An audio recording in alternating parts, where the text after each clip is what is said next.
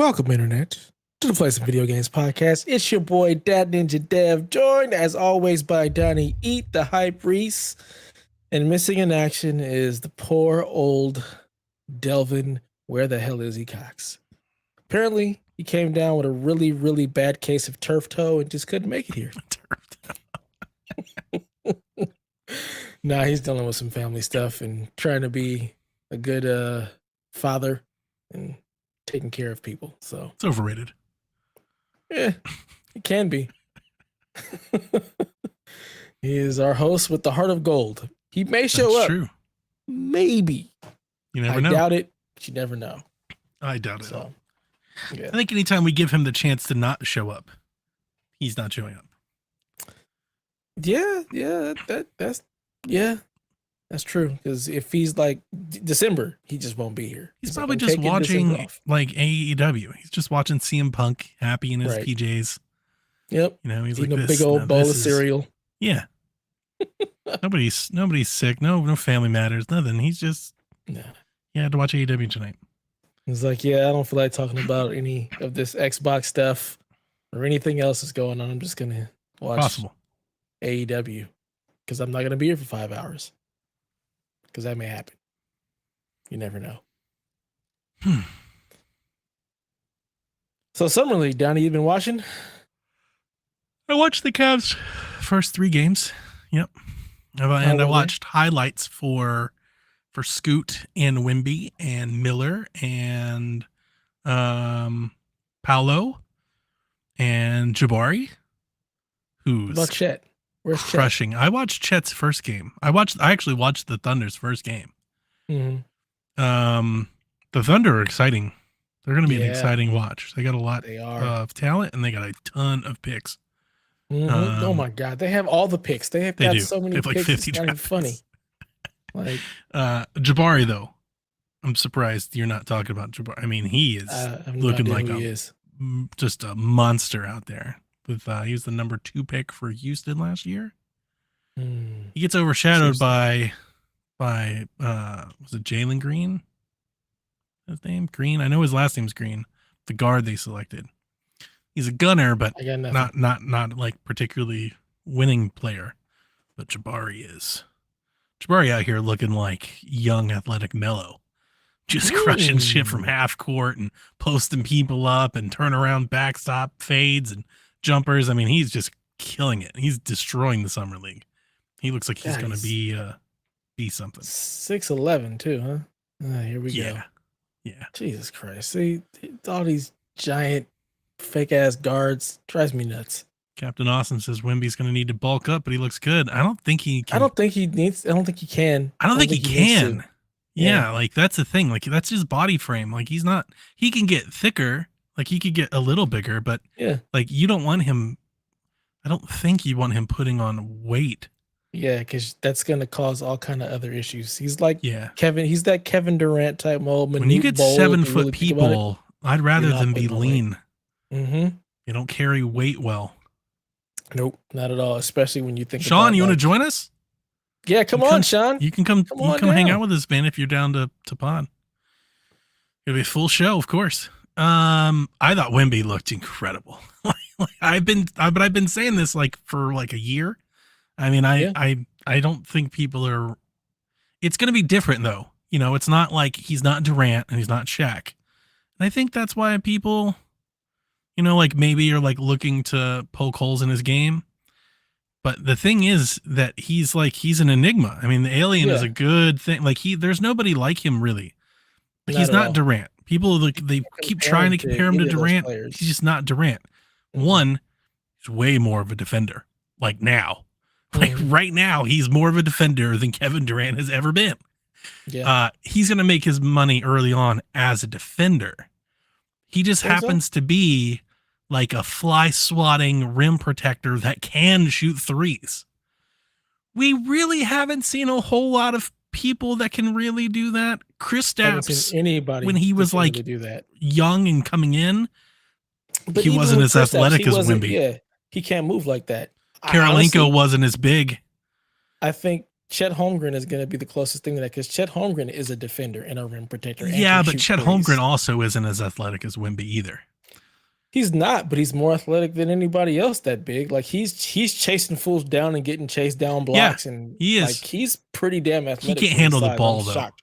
Not like He's not handling like that. Not like that. Wemby can. You could run offense through him. He's not a point They guard. will. He, They don't have anybody else too. He 100% can like be a point forward. Like you can run action off of him as he catches the ball. And the thing that I was trying to explain in Discord, man, is when you dump the ball to him, when he gets positioned in the paint and he gets the ball, there's nothing anybody in the summer league can do. Like there's nothing, nobody knows what to do. They like almost everybody instantly doubles. But Wemby is such a, he's not a, I won't say he's a great passer. I don't want to oversell it, but like he's a capable passer of finding the open look. And he just, there's going to be so many threes to go around. So many open threes just playing off of him. He's going to be a special player. Like I really look forward to seeing, like he could average, I expect he'll average like 2, 3 seems like too much to ask for, but he'll probably average 2 blocks a game. He'll probably average like 2 threes a game. You know, like just what he's going to do in a modern basketball game in terms of spacing and gravity, he's unheard of. It's going to be Yao-like. It's going to be Yao-like. Like he's going to have gravity like Yao and Shaq did. Wherever he catches the ball, he's going to be the focus of the offense. And the thing that should scare people is the other day in his game, man, he got the ball about 3 feet from the elbow, and the defenders on the wings sagged down, so he didn't have a driving lane, and he just did a crossover, step back, 18-footer, nailed it. There's nothing you can do about that. At 7'5", there's what are you gonna do? There's nothing. There's no defense for that. There's no hand up. You can't get a hand up in his face. You can't reach him. It's impossible. Yeah. And if he can shoot efficiently, I know people are like, he's not big enough, he's not strong enough. If he can shoot efficiently, it won't matter. Yeah. I think that's the problem. They see him as this 7-foot dude and think, okay, yeah, he's got to bulk up. He's got to get big. No, he doesn't. Like, that's not his game. He's not going to be that post player. I think people are imagining that he's like putting his head down and driving to the basket. That's not. And I'm thinking more like, no. Pick and pop, catch and shoot, like give and go. Do the give and goes with him are going to be insane. Like it's going to be simple. It's not even like advanced basketball, but I expect Pop to run like double actions off of this guy constantly. Yeah. He's going to run a screen to set up a give and go or a pick and pop. And like, it's just going to be unguardable if you surround him with capable players. Mm-hmm. And again, he's 7'5". There's nobody going to block his shot on defense. If he's close enough, he can literally just drop the ball in the fucking basket. He tipped the ball to himself. On like the guy went for a layup, he tipped it off the backboard to himself. Mm-hmm.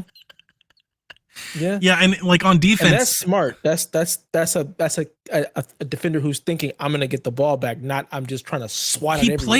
He plays smart. You see when he's looking for passes. He recognizes double teams. That sounds basic, but even at the NBA level, it's crazy how so many people don't, man. So many people just take on doubles and triples and they just put their head down and they just start dribbling, and his basketball IQ is already high for a 19, and he's 19. Yeah. That's insane. He might grow 2 more inches. He might be 7'7".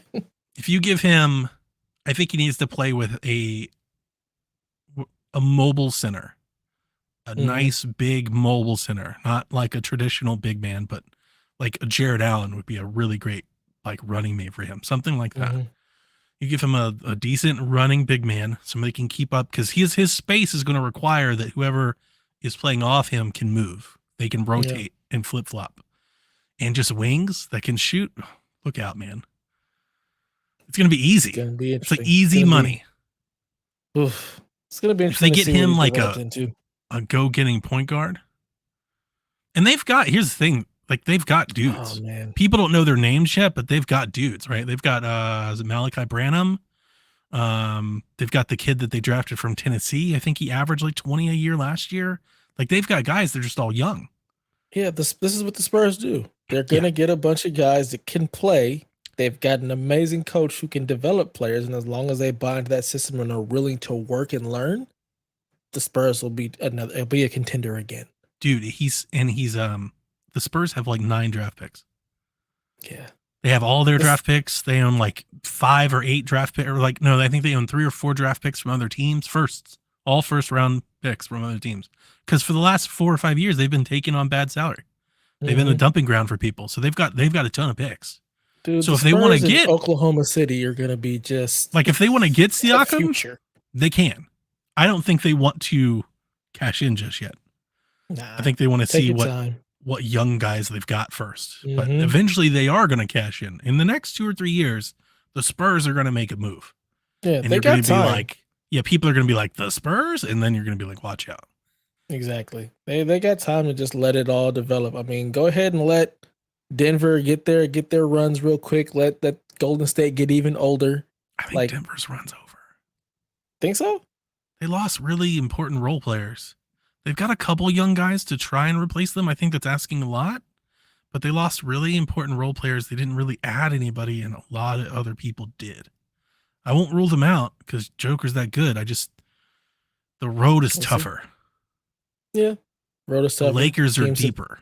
The Lakers have definitely stepped their game up. Golden State. Denver had still Golden State. Denver had perfect health last year. Yeah. For once. Right. Well, everybody else didn't. Like, for a decade, they've had nothing but health problems. And then last year, they had all perfect health. So it's like, it just feels like their margin for error is really slim. Yeah. To repeat. Yep. I think the Clippers are still up there if they can stay healthy. Phoenix, absolutely. The West is the fucking West all over again. Like, the West just stays loaded. It's ridiculous. Yep. Oh, man. I can't wait for this weird turn. Scoot. He is legit. I'm glad you saw it. He's so good. I'm upset that Delvin isn't here to hear this because he was kind of dismissing him. And I get it. He's all, he's going to flame for Dame and all that. Yeah. Scoot's the deal. Like, Scoot's for real. People are always knocking his shot. He can shoot, and he will. Like, I don't think there's anybody that I have listened to and trusted in sports for years. Everybody that has met Scoot is like, nah, he's like that Chris Paul. Legit. He's that LeBron. He works. Like, this is his life. He loves basketball. When you have that mentality and that work ethic with his talent, he's going to shoot. You're going to go far. He's going to be good at. Yeah, it's just a matter of time until the practice pays off. And he's showing it in Summer League. Get the right person who can work on your stroke. He's going to be fine. His first step, the way he just keeps people on his hip.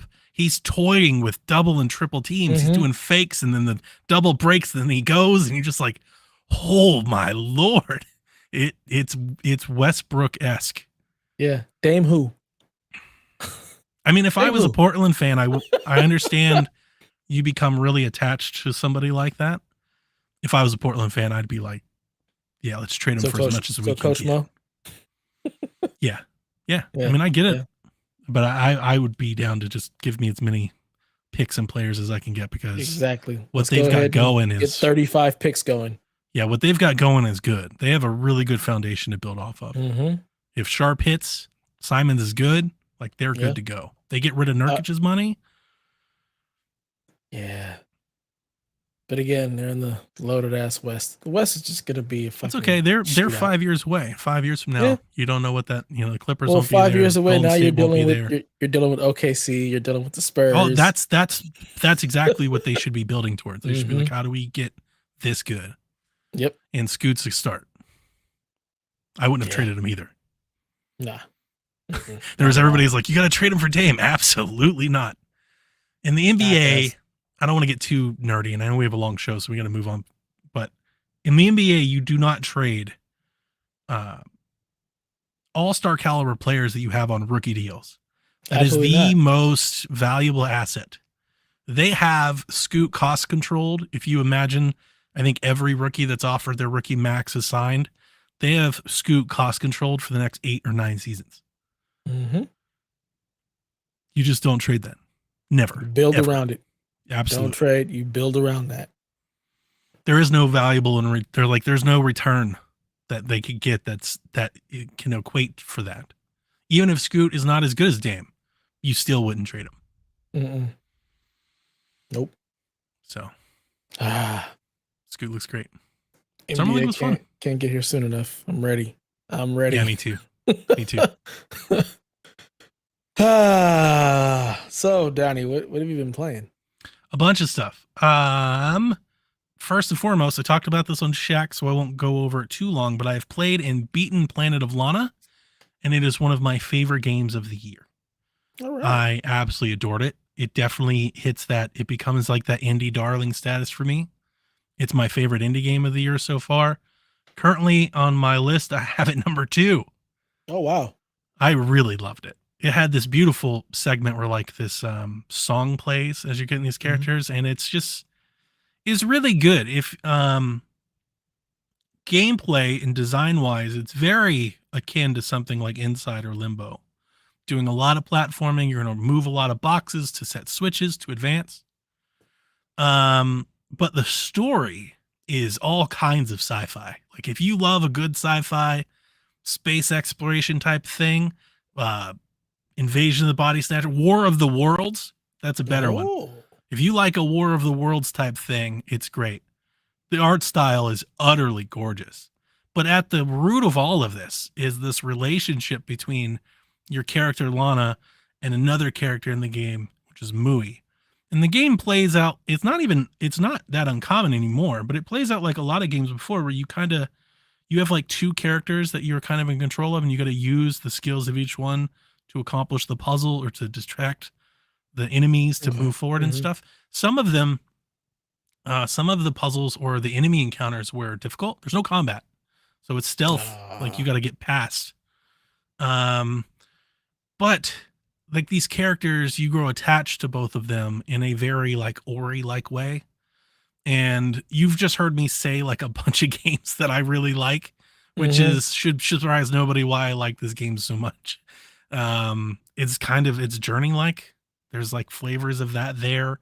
So I loved it. There's this beautiful scene where you get like this song that plays while like this animation is happening that you get to watch, and it's very touching. The ending is really good. It's not very long. I beat it in 4 hours. This has been on my playlist all year. I played the demo last year. I just didn't play it when it released because I was playing Tears of the Kingdom. But once I got that off the plate, I was like, let's go ahead and do that. I played it completely on the Ally and loved it. Just loved it. Great game for me. I'm glad you had a game that you loved. That's crazy that it's number 2 on your list. I know. Right? I was even looking at my list and I was like, is this too high? But like it's to me, if you love it, you love it. It's canvas worthy. It's shelf worthy. Oh, yeah, like it's like I want stuff. I want Planet of Lana stuff. You know, so it's like I'm trying to, you know, I'm just being honest to that feeling. You know, there are probably better games below it, but I don't want to buy stuff from them. You know. So I mean, what makes a game better? It's all about the fun, baby. It's what you enjoy. Yeah, and we do this every year. We do this every time we talk about it. To me, I do distinguish, like I don't feel like I don't have a hard time explaining that I can realize that like objectively a game is better, but I like another one more. You know, Super Fashion Police Squad, I loved. There are a lot of games that are better, right? But I loved that game, you know? So, yeah. So anyway, I played Planet of Lana. It's on Game Pass. Absolutely love it. I imagine Thunderful makes it. I imagine that that'll bring it to Switch at some point. I don't know. Xbox, I think, published it. But they also published the Gunk, and I think the Gunk released in other places as well. I think. Well, did the Gunk ever come to PlayStation? Hell if I know. It's not a game I would ever play, so okay. It's not on my radar. The Gunk was pretty good. Not this. This is really like this is good. It's really it needs to be everywhere good. Like Rebecca needs to play it because she's probably gonna cry. You know, like it's really good. It's really good. So And I played Vice City, I played NBA, I've played NCAA, I've played Cyberpunk, played a couple more missions. I've been playing a few things because I didn't want to get too invested in anything. Oxenfree just released today. I have downloaded it. We're apparently going to attempt to talk about it on Shack. Okay. I swapped the SSD and the LI. Good job. How did that go? I tried doing the cloning thing. That did not go well. I wasted like 4 or 5 hours of my life attempting to do it over and over and over again. Wow. I think my dock was the issue. I was using my dock so I could plug in multiple things because you got to keep your original SSD that's in the thing in. Then you got to plug up your other SSD to clone the one to the other so you can then swap it. So every time I used the dock, and I tried it 2 or 3 times, after like 20 minutes or so of it trying to clone, it would give me a network error. And I tried like different ports and it didn't work. So then for giggles, because I was thinking, I was like, it can't be internet related because it's 1-to-1. It shouldn't be network related, but that was the error I was getting, network error. That's why I was thinking networking, like the USB port. I went to a USB-C adapter and went directly to the Ally without the dock, started working. Problem is, it was going to take too long. Thing was going to run out of battery because it was using the USB port that I used to charge it. Right. And I tried, like, I lowered the brightness and everything. I was like, maybe I can get it out. And I got to about 60% with about 30% of battery left. And I was like, it's not going to work. Damn. So after hours of trying to spin, this is so dumb. I spent hours trying to save myself 30 minutes. So once I failed, I just took it out, put the new one in. I was like, fuck it. We're just going to redo everything. We'll just redo the emulators. Now, I did copy my emulation directory. And because I'm using EmuDeck, this was super easy. I just reran the installer, press go, copied and pasted my directory, and everything worked again. It was super easy, actually. And I don't know why I didn't think to just do that. But restoring it just from the thing, you go into the BIOS. Asus has a cloud restore. You jump through all the hoops. You reinstall Windows. You reset everything up.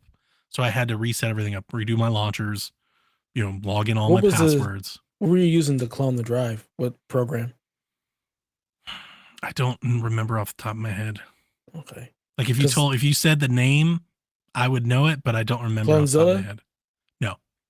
See, I probably would have just pulled both drives out, put them in enclosures, and did it from the PC and cloned them that way.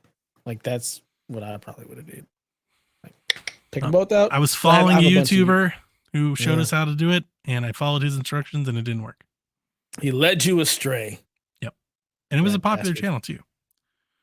So, but the funny thing was, outside of like redoing my launchers and getting rid of bloatware, like the stuff that I was afraid of losing was super easy to restore. Yeah. I didn't even think about it until I had to. Had I thought it out, and maybe I would have realized it sooner. How's the performance? The new SSD? Yeah, really good. I don't know. I haven't looked up like the read write speeds. Everything downloaded way faster than it did before. Like 5 times high, like noticeably faster. What drive did you get? See, you're asking me all these questions. I don't know. I will look it up. When it comes to the tech stuff, these are the questions. This is what excites me. I will look it up. It shouldn't be that hard to find. I actually bought a drive this I got this past weekend also.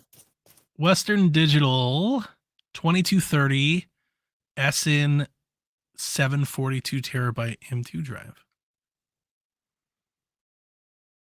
Okay. Is it a 3x4 or a 4x4 drive? What? That's the generation. Is it a Gen 3? I don't know. Doesn't say. Doesn't tell me what generation it is. That'll let me know if it's faster or not. Like it'll give me better ideas. How would I decide? It says its read write speed is 4800. All right, it's probably a Gen 3 drive then. It's really fast. It's still very fast. Gen 3 is still I mean, fast. It's noticeably faster than the one that it came in it. It's noticeably faster because now that I have space, right? I was working on 512, so I had like 500 gigs. I was basically carrying like 5 or 6 games. Dude, when I put that in there and got running, I kicked off like a terabyte of downloads. Yeah, Not makes fully sense. terabyte. It was like 700 gigs. Mm-hmm. And it downloaded all of that like in an hour. Whereas before, like when I downloaded Cyberpunk, it took like 45 minutes to download Cyberpunk. I Wow. downloaded Cyberpunk in like 12 minutes. I was like, oh, Mm-hmm. it's noticeably faster. I did not Nice. put a heatsink in it. I told you wouldn't need to. Like, you really Yeah. don't need a heatsink on it. Yeah. No. I went out and bought a drive too. I got me the Western Digital Black SN850X 1 terabyte drive for my PC. Nice. Just because I had a it's a generation 4 drive, so the read write speed is like 7,000 or 7,300 actually megabits per second versus the Gen 3 drive that I had in there before, which was half the size also, and it's a considerable difference in just the performance. It's so weird after cloning the drive and throwing it in. I used to have an issue with IQ not running properly. Like it would run and it would just crash. So all of my lights would be a mess. And for some reason, they're all fine now. I also went ahead and cleaned my computer as well. Just gave it a nice I did that a while ago. dusting. Yeah. Yeah, give it a nice dusting, shined up all the glass, and it just looks so much better. I was going to tell you So- what the one that was in there before was, but my enclosure has the screw in it and I don't have my screwdrivers, so I can't. No big deal. I'm glad you swapped it out and are continuing to have fun with the And Asus greatest is little portable still ever made. emailing me about the SD card. Like they've emailed me like 2 or 3 different emails where they're asking me like, honestly, like 12 questions they're trying to get me to answer. Mm-hmm. They're like, did you do this? Did you do that? And like, I wanted to respond to them, but then the next email came and it was like 10 more questions. And then they're like, if you like, they were like, we want to make sure that we're giving you the best customer service. Like, if you want to Yeah. RMA and send it back to us, like they keep trying to get me to send it back to you. I'm like, no, I don't want to send it back. I don't want to get rid of it. Like, I appreciate your want to customer support me, but I don't want to be without my ally for a week or a month. Like I don't know what their turnaround is, but I don't want to be without it for any period of time. I would ask them how do they plan on doing their RMA, because some companies will send you the item and you just send it back. Like yeah, once but you then I get got to the new one. redo everything I just did. No, you don't. You take the hard drive out and put the hard drive in Just the new put one. it in the new one and send the old one fuck back. it.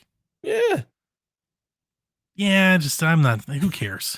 I'm good, right? Like I'm good. I solved it. I fixed it. You know, I did the same thing with my Joy-Cons while the world raged. It was like, well, my Joy-Cons are fixed now. You know, like I'm not gonna whine over an SD card. Like it's fine. Yeah. I love my Ally. I really do. I use it every day. Like I use it all the time. Like I could not imagine if they were like, it'll take us 2 weeks to get back to you. Like, absolutely not. Can't That's do it. a You'd end no up deal. buying another one in the meantime. Like, Yeah. I gotta buy. Like, I what? I need a loaner. Need my crack. I need my fix. Need my fix. There Hold are on. people that are doing that. They're just taking them back to Best Buy and swapping them out. I could do that. When I was at Best Buy the other day, they definitely had some. I was like, oh. I could definitely like put the original SD back in and just take it to Best Buy and get a new one and swap that. Yeah. But like, why? Yeah. Like I'm never going to use the SD card especially if you're again. not using SD card slot. Exactly. Yeah, I'm never going to use it again. Yeah. So no big deal. Problem solved. Moving along. Nothing to see here, folks. Nice.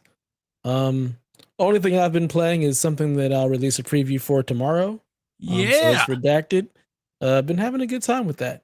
And that's all I'll say on that. And you'll see the preview on our YouTube tomorrow. Yeah, I'm excited. Yeah. Good stuff. Good stuff. But all I've had time for. I've done that. Like I said, I swapped out my hard drive, cleaned my computer. I watched John Wick 4. That was awesome. Yeah, it is. Yeah. How crazy is that like that 3/4 fight scene that just goes on for like 25 minutes? Man. Like I was in the theaters and I was like, is this the same? Like going? this is the same fight scene? Still. No, he didn't just fall all the way down those stairs. Like, man, come on. Like, wow. But it is epic though. Yeah, it was really, really good. I thoroughly enjoyed my time with that one. It took me all day to watch it because I was watching it while I was working from home. So like I'm pausing and working and getting stuff done, taking calls and rewatching or whatnot. But I really, really dug it. Had a really good time watching that one. And then I also have been watching a lot of Star Wars stuff, a lot of the animated stuff, getting ready for Ahsoka that is going to be here next month, I believe. So I've just been spending a lot of time watching shows because I'm sitting at my desk working from home and I can actually do that. I also watched the series The Watchmen on HBO. Oh my god, that shit was epic. So Really? I never got into it. Oh, it's really good. It's really good. Out there, little out there, but also like still touches on a lot of the shit that we're dealing with as a society today. So I really enjoyed it. And that's really all I've had time for is watching shows. There's not a whole lot of games I want to play outside of what I'm playing for review right now, and just been enjoying my time while my family is out of the summer camp. I'm just been chilling here, me and the dog. Nice. Yeah. Good times. Yeah, that's been my week so far. So with all that madness out of the way, Donnie, let's get into the news. This one should be pretty special. Let's go! Who's up next?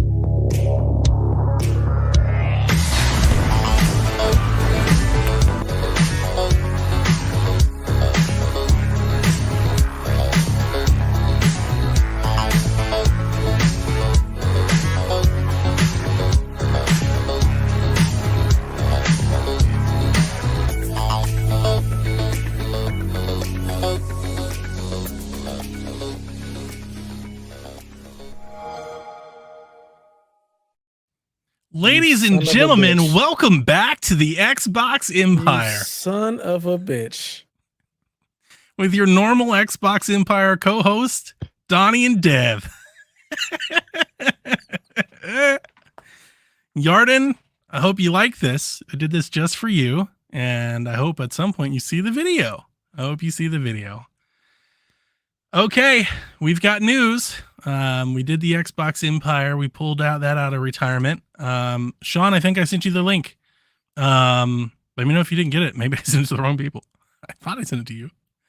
And obviously we've got to talk about this. So we've been doing this story for like a year and a half, and we got a major update. The ruling is in. Judge Corley has ruled, as we talked about last week, in the FTC versus Microsoft case. And yeah, she's approved the merger, or at least, actually, that's not the correct way. I'm sorry. I wanted to do this better, and I'm already off to a bad foot. Start. Bad foot. Jesus Christ. It's because I'm here. What a mess. Just throwing everything off. She has denied the FTC's request for an injunction. On the grounds, on basically on the grounds they try to present not being good enough. So I wrote down a lot of bullet points. Let's get into them. First, it says there are no internal documents, emails, or chats contradicting Microsoft's stated intent to make Call of Duty exclusive to Xbox consoles, Judge Corley ruling states, despite the completion of extensive discovery in the FTC's administrative proceeding, including the production of nearly 1 million documents and 30 depositions. The FTC has yet to identify a single document which contradicts Microsoft's publicly stated commitment to make Call of Duty available on PlayStation and Nintendo Switch. Where the fuck do you get 1 million documents? You know how many documents that is? Yeah, that's ridiculous. That's a lot. She writes, Sony opposes the merger. Its opposition is understandable. Judge Corley ruling continues. Before the merger, Sony paid Activision for exclusive marketing rights that allowed Sony to market Call of Duty on PlayStation, but restricted Xbox's ability to do the same. After the merger, the combined firm, Activision and Microsoft, presumably will not agree to such restrictions. Judge Corley decided the deal was perhaps bad for Sony, but good for Call of Duty gamers and future gamers. Yeah. Phil Spencer said, we are grateful to the court for swiftly deciding in our favor. The evidence showed the Activision Blizzard deal is good for the industry, and the FTC's claims about console switching, multi-game subscription services, and cloud don't reflect the realities of the gaming market. Bobby Kotick said, this will enable competition rather than allow entrenched market leaders to continue to dominate our rapidly growing industry. Was interesting. I thought that was a bit spicy from old Bobby. After this ruling came down, the CMA and Microsoft agreed to pause their legal battle in the UK to negotiate on how the deal could be modified to address the CMA's cloud gaming concerns. The CMA then this morning basically released statements saying that, yeah, they look forward to reevaluating a new deal, which you would imagine whatever concessions or, whatever trade-offs that come out of this, they'll have to go through and reapprove. So long story short, the CMA is open to working with Microsoft. It might take a while, right? Yeah. It's not going to happen like next week. Overnight, yeah. Whilst merging parties don't have the opportunity to put forward new remedies once a final report has been issued, they can choose to restructure a deal, which can lead to a new merger investigation, the CMA said. CNBC reported yesterday that Microsoft has agreed to some small, I don't even know how to pronounce this word really well. Divestiture. It's like Worcestershire. Worcestershire, exactly. To appease the CMA. No word came out as to what that is. And today there were like rumblings that wasn't enough, and nobody knows what that is. And I want to talk about that for a minute. We've got new news that came out today, like breaking news. Is Sean joining us? I'm not like keeping up with chat. Okay. He just said send him the link, but he's still working. I don't know. Oh, okay. Okay. He may join us later. So this came out yesterday, and everybody online seemed to think that they were like selling off xCloud. How would you do that? I don't think you're selling off, like, okay, let's address this at a couple angles. Xbox is not selling off xCloud, right? Like, period. Yeah. No. Then there were people who are like, they're selling off xCloud in the UK. Can you do that? I don't understand how you could. Like, who sell it to who? To what? How does that work? Doesn't make any sense. When you divest in something, you were selling it off, like you're getting rid of it. I don't think that works if you're like breaking a piece up territorially, but maybe I just don't even know any better. To me, that doesn't make a whole lot of good sense. A big part of Xbox's case for this deal was to bring in Activision Blizzard King into a mobile market that I presume they have the idea of taking their games and Game Pass and streaming and partnering it with King and Call of Duty Mobile and anything Blizzard's doing into one app. I don't know if that's call it the Game Pass or Xbox app. I don't know what they're going to call it, but like they want to create like their own little mobile store to take on Xbox Arcade and Google Play. But I think more importantly, I honestly think Microsoft is trying to do this to head off what Netflix is doing. That's been like kind of my thing on the mobile side is they want to have their own little Xbox marketplace of games on mobile to kind of compete with what Netflix is beginning to build. Because I think Netflix is making more games. They're going to have more AAA games. Like I think we're going to see more from Netflix in the coming years. And Netflix has a huge base to market to. Yeah. They've built-in install base. So, I think that's their idea. None of that works if they just give up on cloud. Yeah. I don't think that's happening. I can't imagine them giving up on cloud when they've put so much into it and they've already established that as something that's going to be a huge part of their future. I don't see how you just give up a piece of that, even if it is just in the UK market. Doesn't make a whole lot of sense for your strategy. Yeah, I was thinking it would be maybe a smaller part of Activision, but like I don't think that addresses cloud. Or I was thinking maybe it's infrastructure related, maybe like a piece of Azure or something. In the UK, I could see them spinning that off into a third-party entity that they continue to work with. But I mean, we'll see. I could be completely wrong, but I don't think it's going to be they're getting rid of Game Pass. I think Chase is in the chat saying that they could to not allow xCloud in the region. I mean, I think that's possible, but that's hurting gamers. Like the CMA can't stand on those grounds. The opposite, yeah, you can't. They can't be like we won. Look, you're not getting xCloud. We've improved the competitiveness for cloud gaming by not allowing cloud gaming to exist. Like that didn't. I don't think that checks out very well. Nope. I don't know what that is. I guess we'll find out one day. Okay, today's news. That's everything that's happened within the last week. We have new news today. Roughly around 7 p.m. earlier, so maybe about 2 hours ago, the FTC has filed their appeal.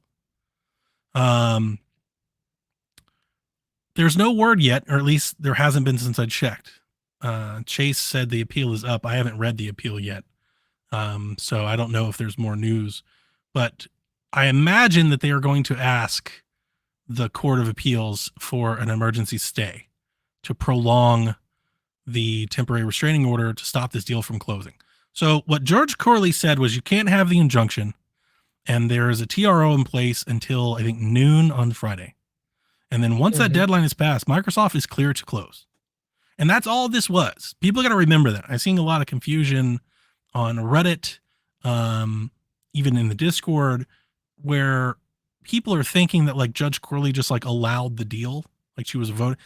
She was simply ruling on is the FTC's case strong enough to stop this from proceeding, right? Not whether it's right or wrong. Do they have a case to stop this from proceeding? Because what the FTC was trying to do was to stop Microsoft from closing the deal, especially without the CMA's approval. Because Xbox basically they haven't officially confirmed this, but they have signaled they're just going to close the deal with or without the UK. That's been their signal. Like they haven't said that. They haven't said we're going to go on without them, but they have publicly said like all of their actions have showed that that's what even Satya was like, we'll see. All of their stance seems to suggest if that's what has to happen to close the deal, they're fine with that happening. So all of this entire court case and the testimony and Jim Ryan and the FTC and all that, all of this was just to be able to stop them from proceeding, and that was overturned. Yep. I reiterate that because that is going to be the grounds to which the Court of Appeals is going to be trying to issue an emergency stay. Right. So, okay, hang on. Before I read that, the Ninth Circuit Court of Appeals will have to issue an emergency stay to extend the temporary restraining order that is set to expire at midnight, not noon. I was bad on that. My bad. On Friday. So the reason I reiterated is this. Look, I'm not a damn lawyer, right? You and I are not lawyers. Nobody not is. Even a The little bit. Twitter people are not lawyers. Well, some of them are lawyers, but most of the people that are weighing in. Tom Warren is not a lawyer. Nobody knows. Like this strange joyride we've been on, nobody knows.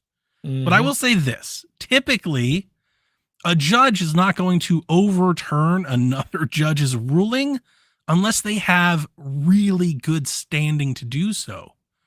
As we talked about, throw out all the fanboy stuff we talked about. I don't think there's any standing here to grant that order. No. Judge Corley really did a good job. Thorough job of being like, what are y'all even trying to do here? Y'all are completely out of line here. I think this is denied. The FTC would have to really make a good case that there's some kind of harm or something that has to stop the deal from concluding before the appeal can be heard. And I don't think there's any grounds to do that. There isn't. There isn't. I think they'll get their appeal. I'm not even certain about that. I think they have a better chance to get their appeal than the stay. I don't think there's any grounds for a stay here. You just had a court case in which a judge oversaw testimony of both lawyers that made all of their points, unless the FTC has something new to contribute, which based on the defense that they just made, I can't imagine what that would be and why they didn't use it then. Yeah. I think when people look at this, it's hard. You got to look. It's easy to fall into like what the gaming media is saying about this because it means a lot to them. But the gaming, you got to look beyond that and look at it from like, I would be looking for like legal sources, media that covers legal cases, right? Because that's not how the justice system works. A judge isn't going to overturn it because he thinks this deal shouldn't go through or because he is ideological like Lena Khan in saying that, this shouldn't happen because we hate big corporations. Right. That doesn't matter to the appeal. Not at all. The appeal is, did Judge Corley have some sort of fault in her ruling that this case should be heard again? And Yeah. I mean, again, I'm not a lawyer, but I don't see. I'd be surprised to find out that a judge finds something that are like, and it's not just something. Again, to overturn her ruling, you have to find lots of somethings, and she was like exhaustive with how I she. think her report, like her final thing, was like a 30-page deposition on why there's And no all the reason for different this to merits happen. and the different definitions of the market and the cloud and everything. Like, even if, let's say, whoever the judge that hears the appeal, let's say they love cloud gaming, they believe it's the future of gaming, you can't put in a stay or overturn this because you think cloud gaming is a big deal, or you think the definition of the market is like, no, you need like standing, good legal standing to say Judge Corley, dismissed or overlooked this very important variable. And I just don't think that's there.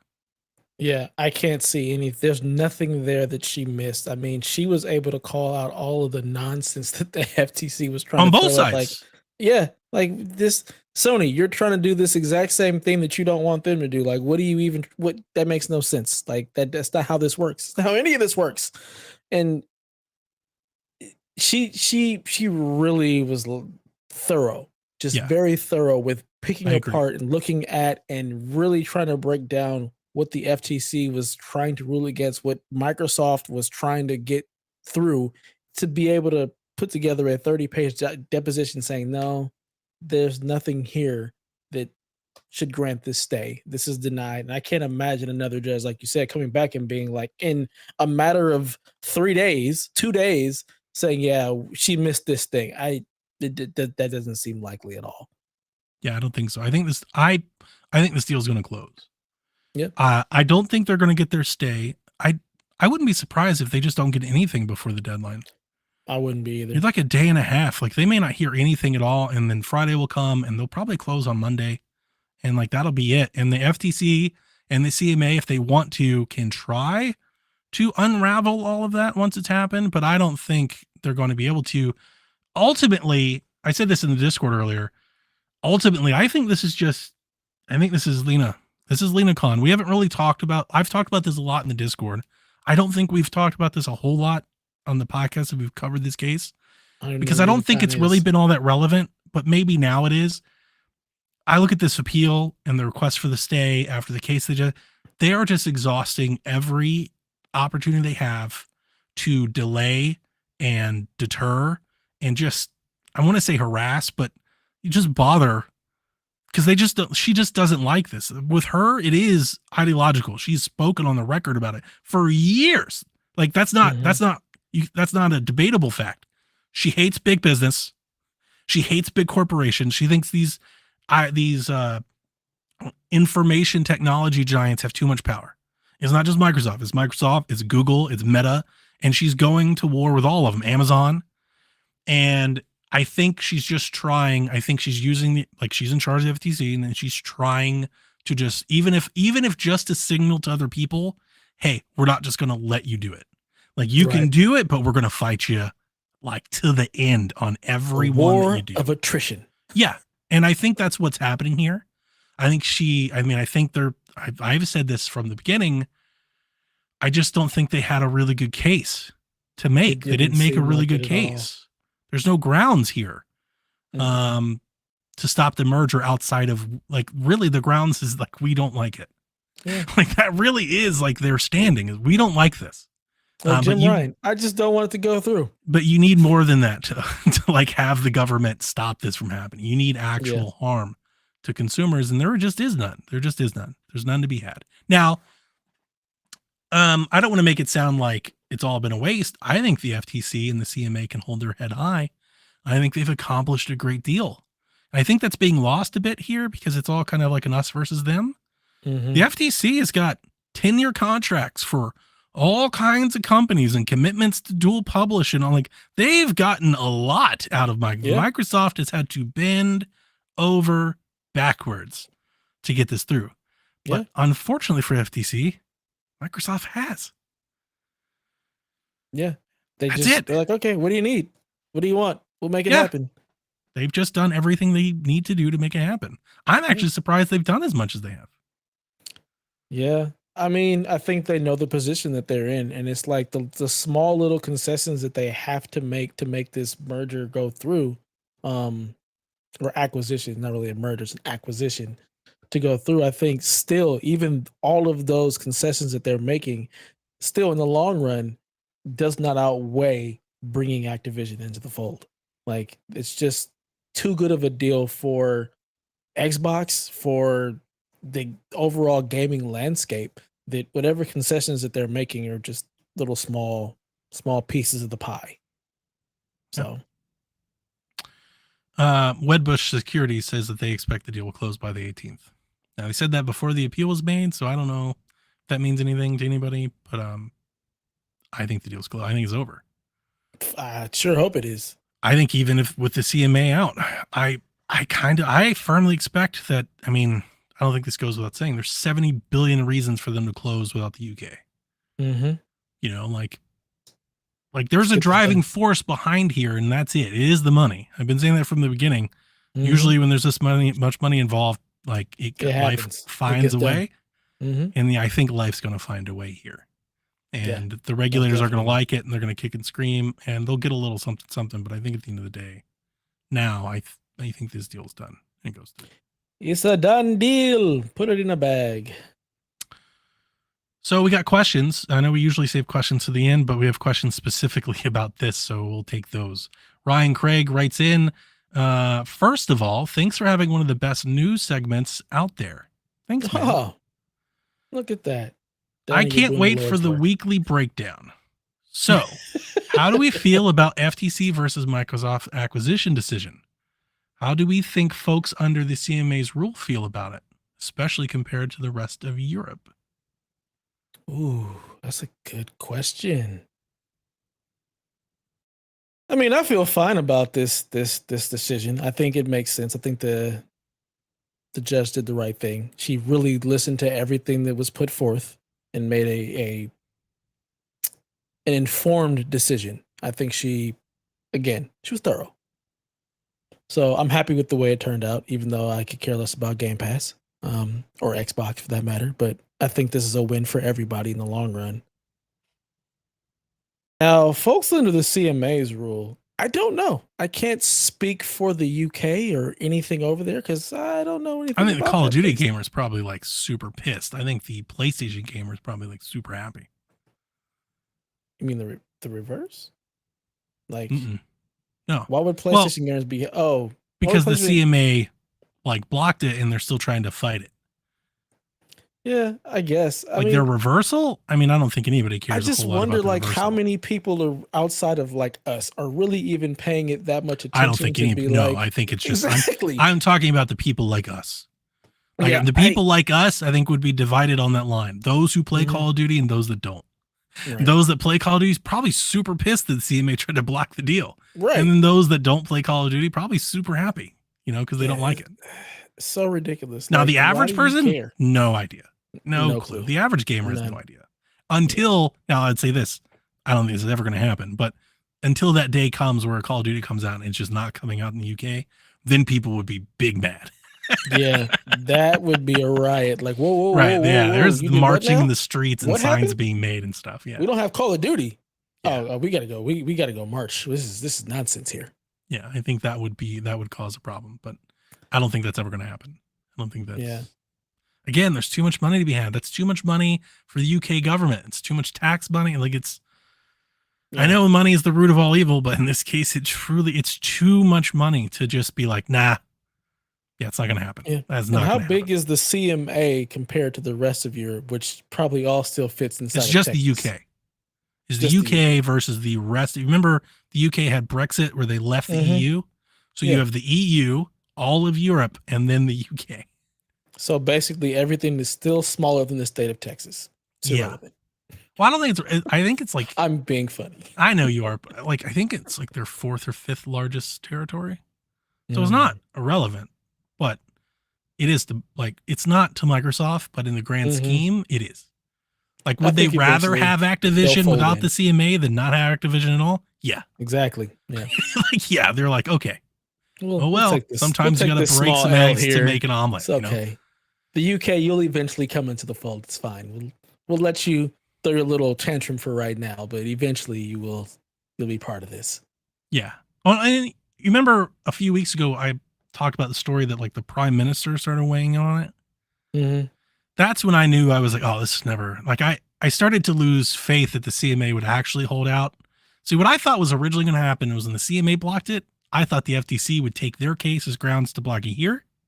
Mm-hmm. And if they blocked it, I was like, that's it. Microsoft's going to have to do too much to overturn both. They won here.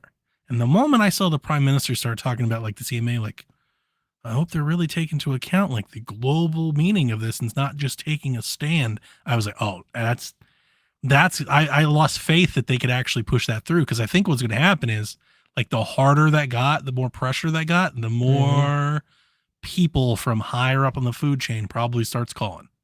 Yeah. Like, hey, what are you guys doing? Are you sure there's no way around this? Are you sure we can't make a path forward? Do you really want to do this? I'm getting a lot of my friends calling me, suggesting like this is bothers them. We have a lot of employees over here that work for these companies, like they could easily just move out of the UK to somewhere else, like it and have their own little Brexit. It does matter in a way that like is more human than like video games. Yeah. Right. When you start talking about employees, studios, support studios, infrastructure, right? Billing, taxes, revenue, like it's a little bit more human than just Call of Duty shooter video game. Right. So Free to Play Joe writes, do you think with all that has happened to get here with Activision that this will dampen more acquisitions from happening in gaming for a little bit? It's a good question. Maybe of this size, but I don't think it's going to stop smaller acquisitions from happening. I don't think it's going to dampen that spirit at all. I think what a lot of what's lost is that some of these acquisitions save companies. They save studios from disappearing. So I don't think that it's going to dampen more acquisitions. I think it may pump the brakes on anything of this large happening again. But I also don't know that there's any other companies outside of Apple or Google or maybe Amazon that can even pull off something of this size. Yeah, not of this size. Yeah, I want to say no. I mean, maybe this has been a long thought process, but Xbox got through it. And I kind of feel like that goes the opposite way. I think it maybe justifies or empowers people to be like, you know what? Let's shoot for it. I mean, like maybe they were a little hesitant while it was going on. And now that Xbox is through, they're like, oh, he can definitely move. Yep. I think your point about studios going away, I feel like I've been like almost like a repeat parrot on that. I keep trying to bring that up. There's so many, I want to call them basic takes out there of people who are like, explain to me how less game companies is a good thing. It's like, that's why, because you're going to have less gaming companies either way. It's just, does one survive or not? Exactly. Right? You're going to have less game companies because not that Activision is in any doubt of going away, but a lot of their studios are, a lot of their IP have been, right? And the reason they're doing that is because Call of Duty is the thing that runs the place and they're putting every available person on Call of Duty. Now, that's a different story. I'm not using Activision to make this case, but a lot of acquisition is happening because studios are in a place, like Bethesda's case, where a swing and a miss. Like, we may never have got to Starfield if Xbox didn't buy. Like, if Redfall just came out and Bethesda was on their own, we may not have Arcane Texas anymore. They might have just been gone. That's real. That's not even like situation. Yeah, that's not, I'm not even trying to like, that's not even hyperbole. If Redfall came out and Microsoft didn't just float that, they all could have been let go. Like I 100% Bethesda have been like, this isn't working. Right. And you could make the case, maybe they should. That's not the case I'm making, but the case that I am making is that a lot of these studios just don't have the ability to miss. Gollum just happened. They just shut all that down. Yep. Right. And we've seen this with EA and we've seen it with Ubisoft. We've seen it everywhere. So it's either, not that everybody misses. Again, Activision hasn't missed. They're fine. But I'm talking macro. I mean, globally across the board. Doesn't miss because even in terms of acquisitions across the industry, for higher profile, higher investment games, it's safer. There's less risk if you're under the banner than if you're on your own. It's safer for Ninja Theory. It's safer for Undead Labs. You know, like they may not be here anymore. It's safer for Compulsion. Yeah. Think about Ninja Theory. If they would have released what was called Bleeding Edge by themselves, they probably wouldn't exist at this point. But because they were at Microsoft, they can release that. It becomes a dud, and they're still a studio. They're still working on other games. But if they were on their own, they probably wouldn't still. That shuts studios down. When you put that much time, money, and effort into something that does not hit, the amount of money that it costs to make games, a dud will end your studio. I can't see says I want to see publishers and smaller companies merge rather than big fish gobbling up smaller ones. That just costs more. I don't. There's like an admirable thing in what you're saying. Like I like when you say it like that. Bill? When you say that like that, it's like, oh yeah, we all agree. Like we all want that. We want the American dream. Underdog rises up, gets paid off. But the problem is you do that for so long, and then eventually like that smaller publisher becomes a bigger publisher, and now they're buying bigger things. Like this is, I look at it more as like this is the natural cycle of these things. I don't look at it no differently than look at like media outlets and the movie studios and the streaming wars and, you know, all how they've all combined in Discover and Warner Bros. And Peacock and NBC. Like it's just natural. It's how this works. It's like the evolution of like shareholder pressure and profit chasing, right? They're just going to keep doing it as long as it makes financial sense until it doesn't. And then when it doesn't, they're going to be the ones that are selling. Just like I've talked about the cross-pollination of game devs, right?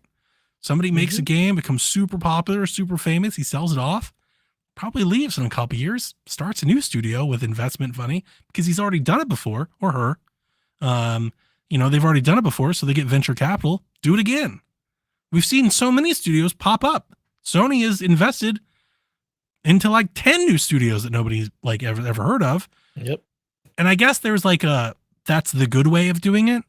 I think it's how people are like, we like that, but you realize you don't get that if those people that started those studios didn't work at Call of Duty and the things that got them there. Like there's a reason that they're there and they got the money.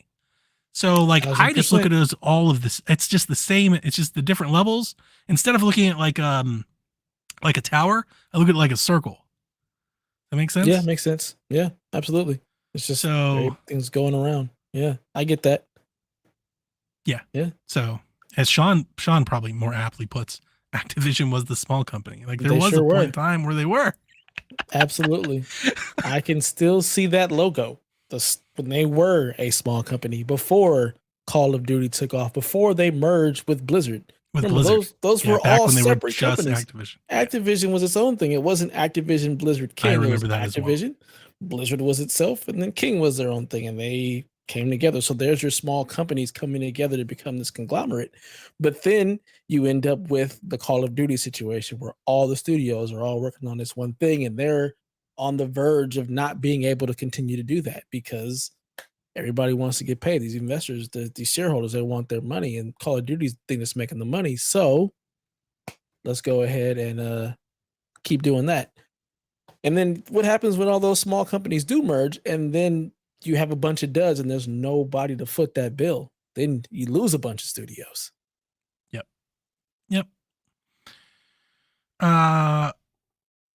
Quentin says, when do you think games will show up in Game Pass? Also, what do you think the first day one on Game Pass game from Activision will be? I honestly do not have an answer for this. I don't know. So there's an answer floating around on the internet. According to the CMA's case, they put in there that like Call of Duty won't show up in Game Pass until 2025. There are a lot of people that are looking. New Call of Duty or an old Call of Duty? A new one. Like the new one, I think is the context of that. There are a lot of people looking at that and being like, that's in the paperwork, it's a done deal. I don't think that's a done deal. I think that was more of like a foreshadowing. They're like, because of the existing deals that Activision has, this would be the next Call of Duty. Once Microsoft buys Activision, do what they Microsoft want. has the ability to renegotiate those deals. Now, they didn't with Mhm. Bethesda. They said they're going to honor them. That may be exactly what they come back and say. The only thing that would give me a slight pause on that is Jim Ryan said once this acquisition goes through that he would like to renegotiate a deal with Activision. And I think that would be the opening, is if PlayStation wants to come back to do some sort of deal. I honestly think they just spent $70 billion.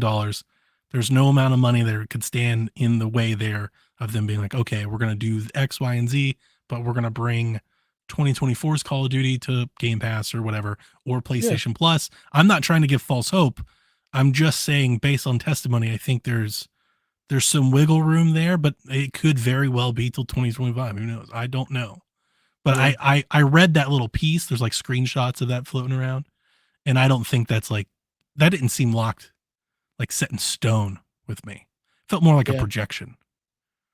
That sounds more like a projection, because once they own it and they've got everything, depending on whatever deals are made, or still Had Jim ongoing. Ryan not had that testimony, I would have been like Bethesda, they will just honor the deal.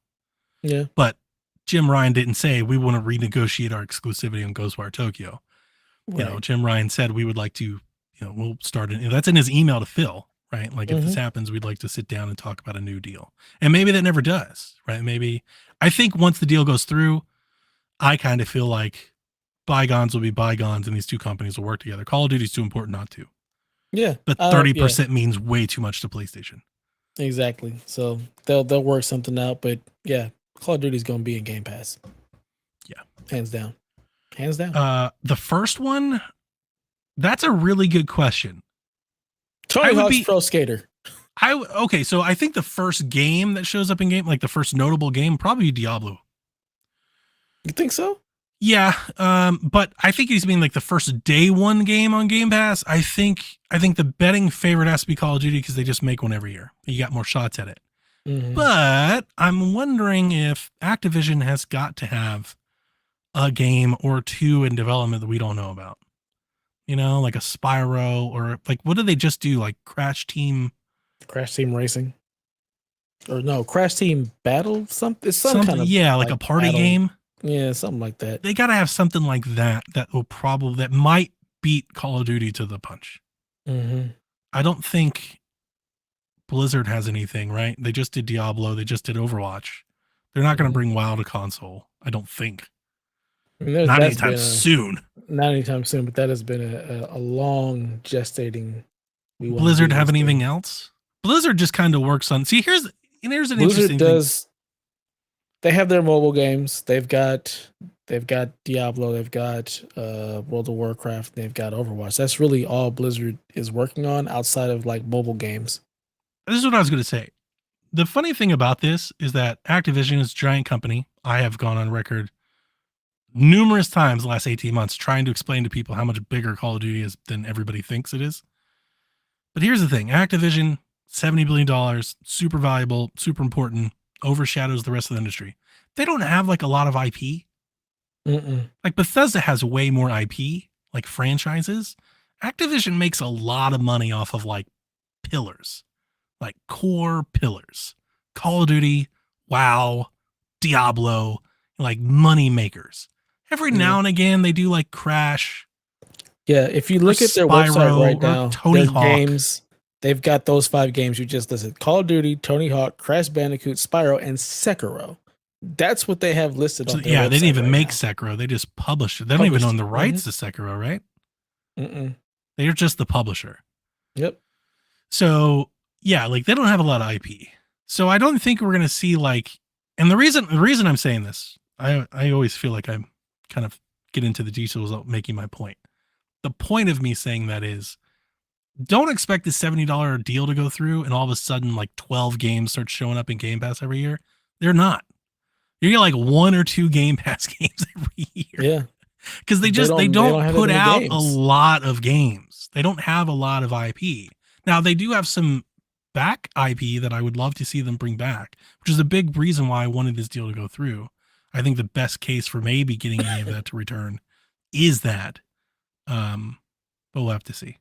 Yeah, I mean that would be the only things that I could really see them pulling is a bunch of their back This is a catalog. Yeah. great. Here's a great transition. Ryan asks, "Do you think Xbox will push to bring back dormant Activision IP?" I should have saved all of this for the next question. Will Phil be wearing a Time Shift shirt at the Game Awards? I never played Time Shift. Me either. Oh, damn. Phil wore a Hexen shirt, right? Mm-hmm. I think that's definitely signaling that he would at least like to have somebody. I think Hexen Remastered might come. Like the Bethesda team that did like Quake and stuff, they might do something for Hexen, which I think would be cool. Yeah. I hope some Activision IP comes back, personally. That's been my hope this entire time. Trying to look at like the stuff that they have, and I'm like, they're not bringing back Scarlet. They're not bringing back Skylanders. I hope they bring back. They might bring back Skylanders. I disagree. I think Skylanders has value. To a younger gamer that knows Skylanders, maybe you ditch the toys thing, which I think is probably apt. But will we never see a Skylanders game again? I don't think that at all. I mean, I think Skylanders was awesome, but I think you give like Toys to Bob or something, like you get them to do just like a Skylanders game. Like think about like I know we've done this before, but now that this, again, everything pending this closes, but let's just talk as if this deal closes. There's never been a better time in the world to make like an Xbox kart racer. Like if you have Skylanders and Crash and Spyro, and you can do like Master Chief and some Ori and some Xbox characters and some Bethesda character, like it is now is the time to do something like that. I think Skylanders probably return. I want Guitar Hero though. Guitar Hero's the one.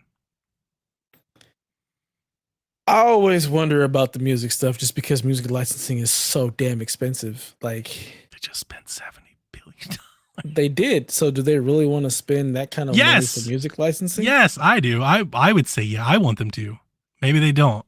Maybe you're right. I don't see like money expensive doesn't feel like the reason not to. I would just say spend all that money. If we weren't in this world where everybody is only playing online, like there aren't too many people who are sitting around together playing like when we had Guitar Hero. We weren't anywhere near as online in the PS3 era as we are now. People like games don't even have couch co-op. Like everything is online. So I just wonder if there's a market. Rock Band, they had online multiplayer with Rock Band 4. Yeah, that didn't take off very well though. Nobody was really doing that. Still dropping music for it every week. They drop music, but is anybody really playing Rock Band? When's the last time you heard anybody playing or getting on? Ryan just played Rock Band like a week ago. Okay. We don't talk about Canada, all right? They don't count. I think people are playing Rock Band. I understand your point. It's not. I don't think it's big enough to bring it back. That's fair. I don't. Okay. Like the amount of money it would cost to just redo and pay for music licensing and all of that, I just don't think it's going to be a large enough return on investment to do it. Xbox is dying for a game like Prototype.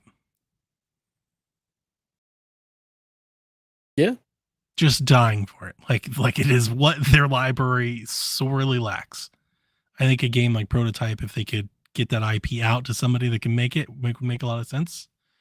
I also think True Crime could be pretty cool. Oh my God, that was an Activision game. I love True Crime. That was a lot of fun. I don't know if they would want to get into something like that, but I mean, that IP has an appeal that very few of their IPs have. That could be a big, like if done well, that could be a big time mover. I'll throw it out there too, because I just happen to love this, although I don't think a whole lot of people out there would care, but Geometry Wars. Yeah, I saw that. I'm sure. I don't know, man. Like Geometry Wars 3. I would like them to go back to like base Geometry Wars, but I would love another Geometry Wars. The question is, do you like, I think it makes sense to put these games in the catalog, in Game Pass or whatnot, and see how many people are actually playing and what the hype is around them before you decide to actually go balls in and decide to make a new one. Definitely Tony Hawk, though. You got to keep making more of those. Maybe. At least more remasters, remakes. Maybe. All right. Justin, now that we're here, do you think Xbox acquiring Activision will change how Activision operates, especially since their games will most likely be in Game Pass? Will it change how PlayStation operates? Do you think we'll see Sony make a move with the publisher too? I don't think we're gonna see Sony make a move with the publisher this large. They just they're putting a ton of money into fucking live service games, which just like I do think this is going to change how Activision operates. I hope that it changes how Activision operates and they're able to make things that aren't just Call of Duty. And maybe we can get a lull on Call of Duty.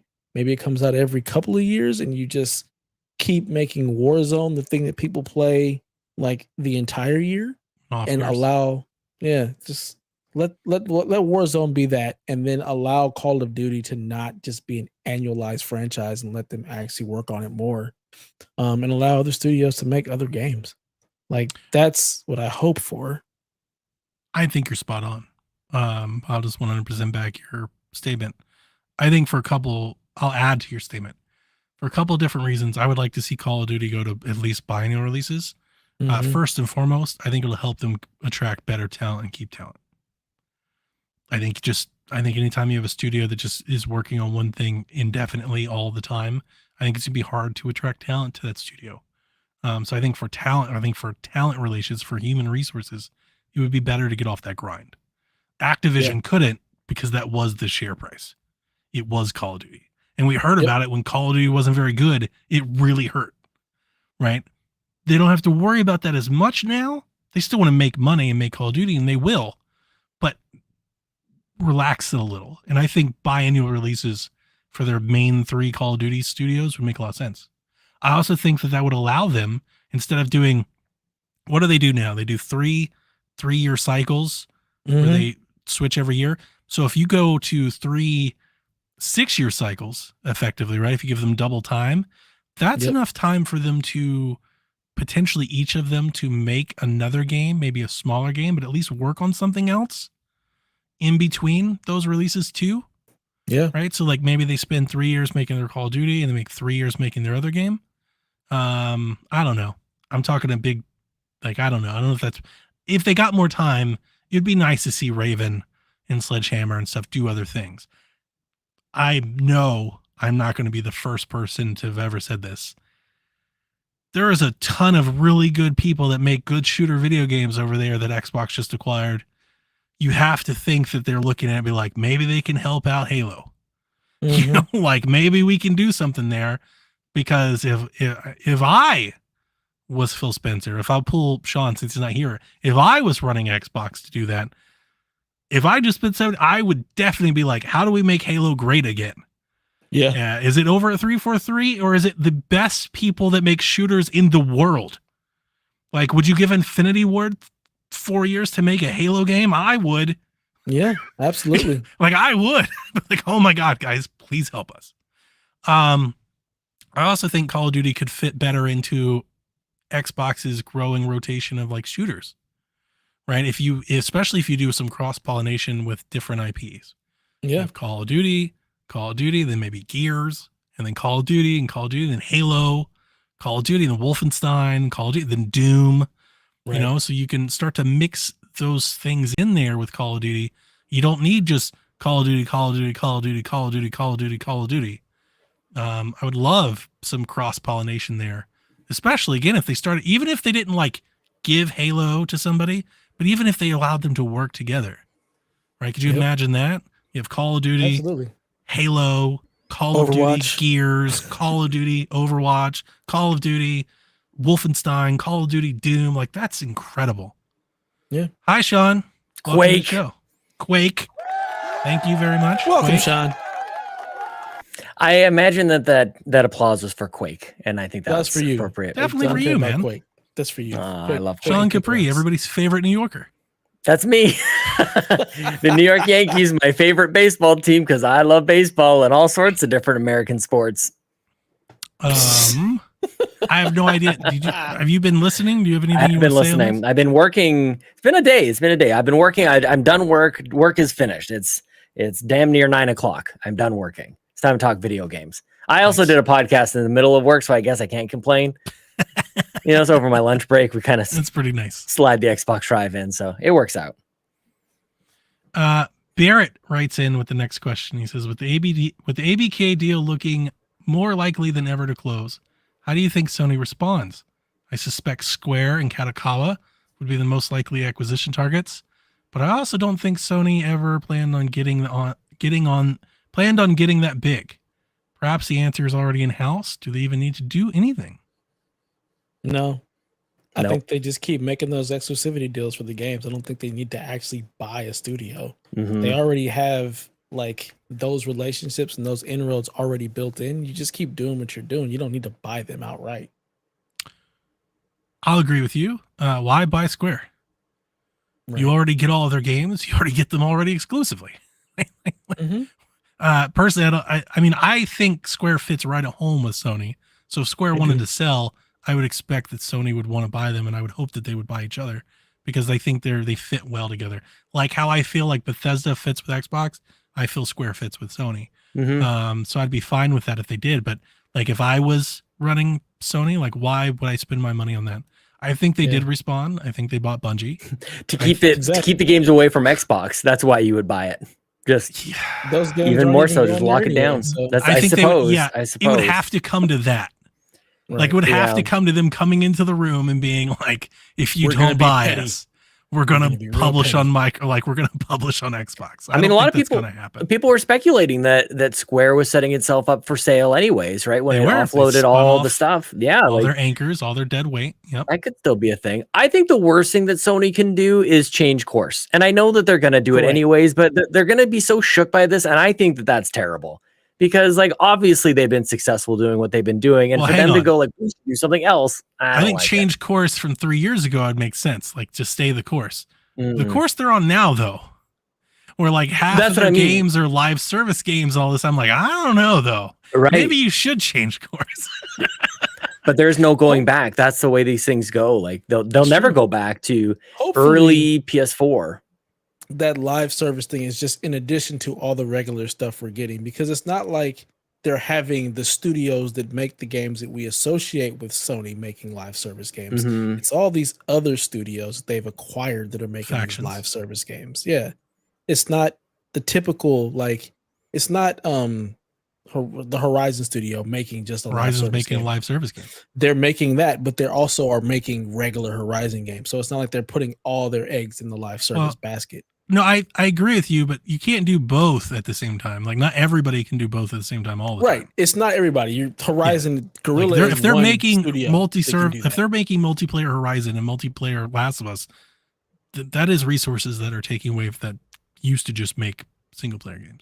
Well, they were already making multiplayer Last of Us. It's not like that was something that they didn't do before. So it's not like I'm just pointing. away Just from that. counterpointing. Just counterpoints. Yeah. So I don't think that they're taking away from what we're already used to and saying, okay, you guys are no longer going to make the big single player epic game. You're just going to make live service games. I think no, we got studios that are doing that. PlayStation is You still guys going to keep doing crank that. out PlayStation blockbusters. Those are not Mhm. going. They know Yeah.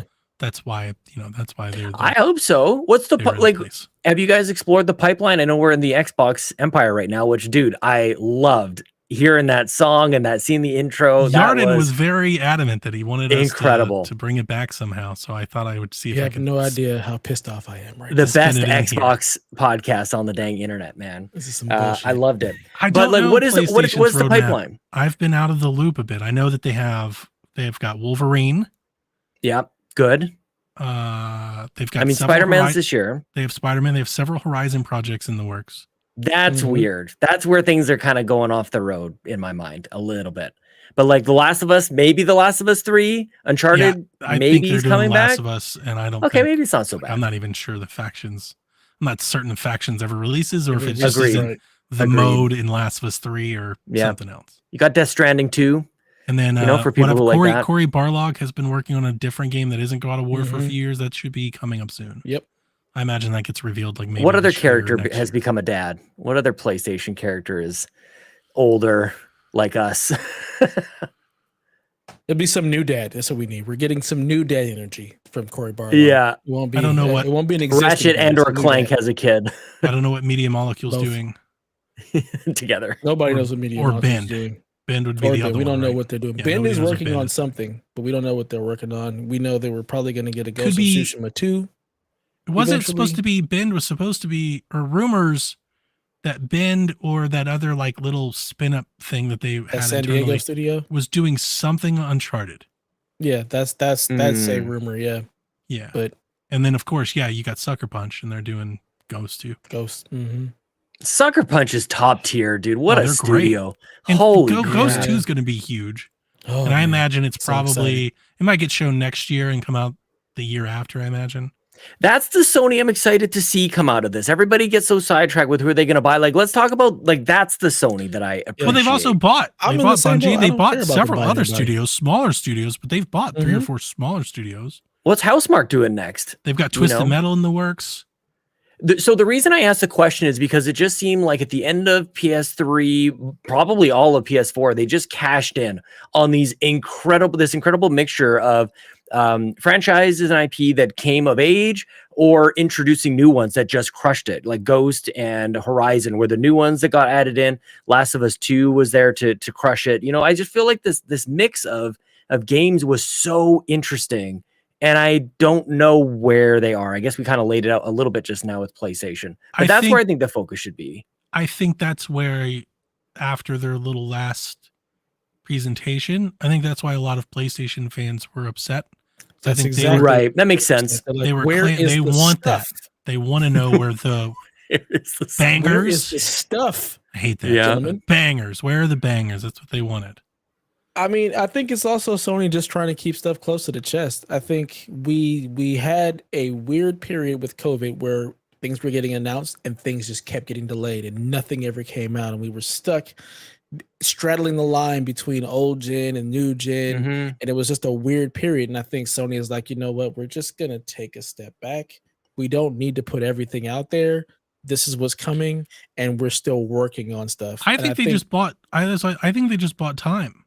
yeah. I've been Yeah. saying that they bought. Was Mhm. it I think Forspoken? you're right. They've got Final Fantasy. They don't need that right now. They got Spider-Man. Like they're good right now. And they're gonna have that one to 2 years towards the end of the Exactly. generation where That's it's what they're doing. just like boom, boom, They're boom, working. boom, Yeah. boom. Mhm. They're at work, and they're And- not going and to the- tell you the what it feel- is because they don't want to tell you for the next 8 years what they're doing, like they did with Last of Us. Mm-hmm. Yeah. They're They just don't want to fall in going that to. again. They're at work, and after their little exclusivities run out, I imagine Persona 6 will be the next one that they'll have exclusive.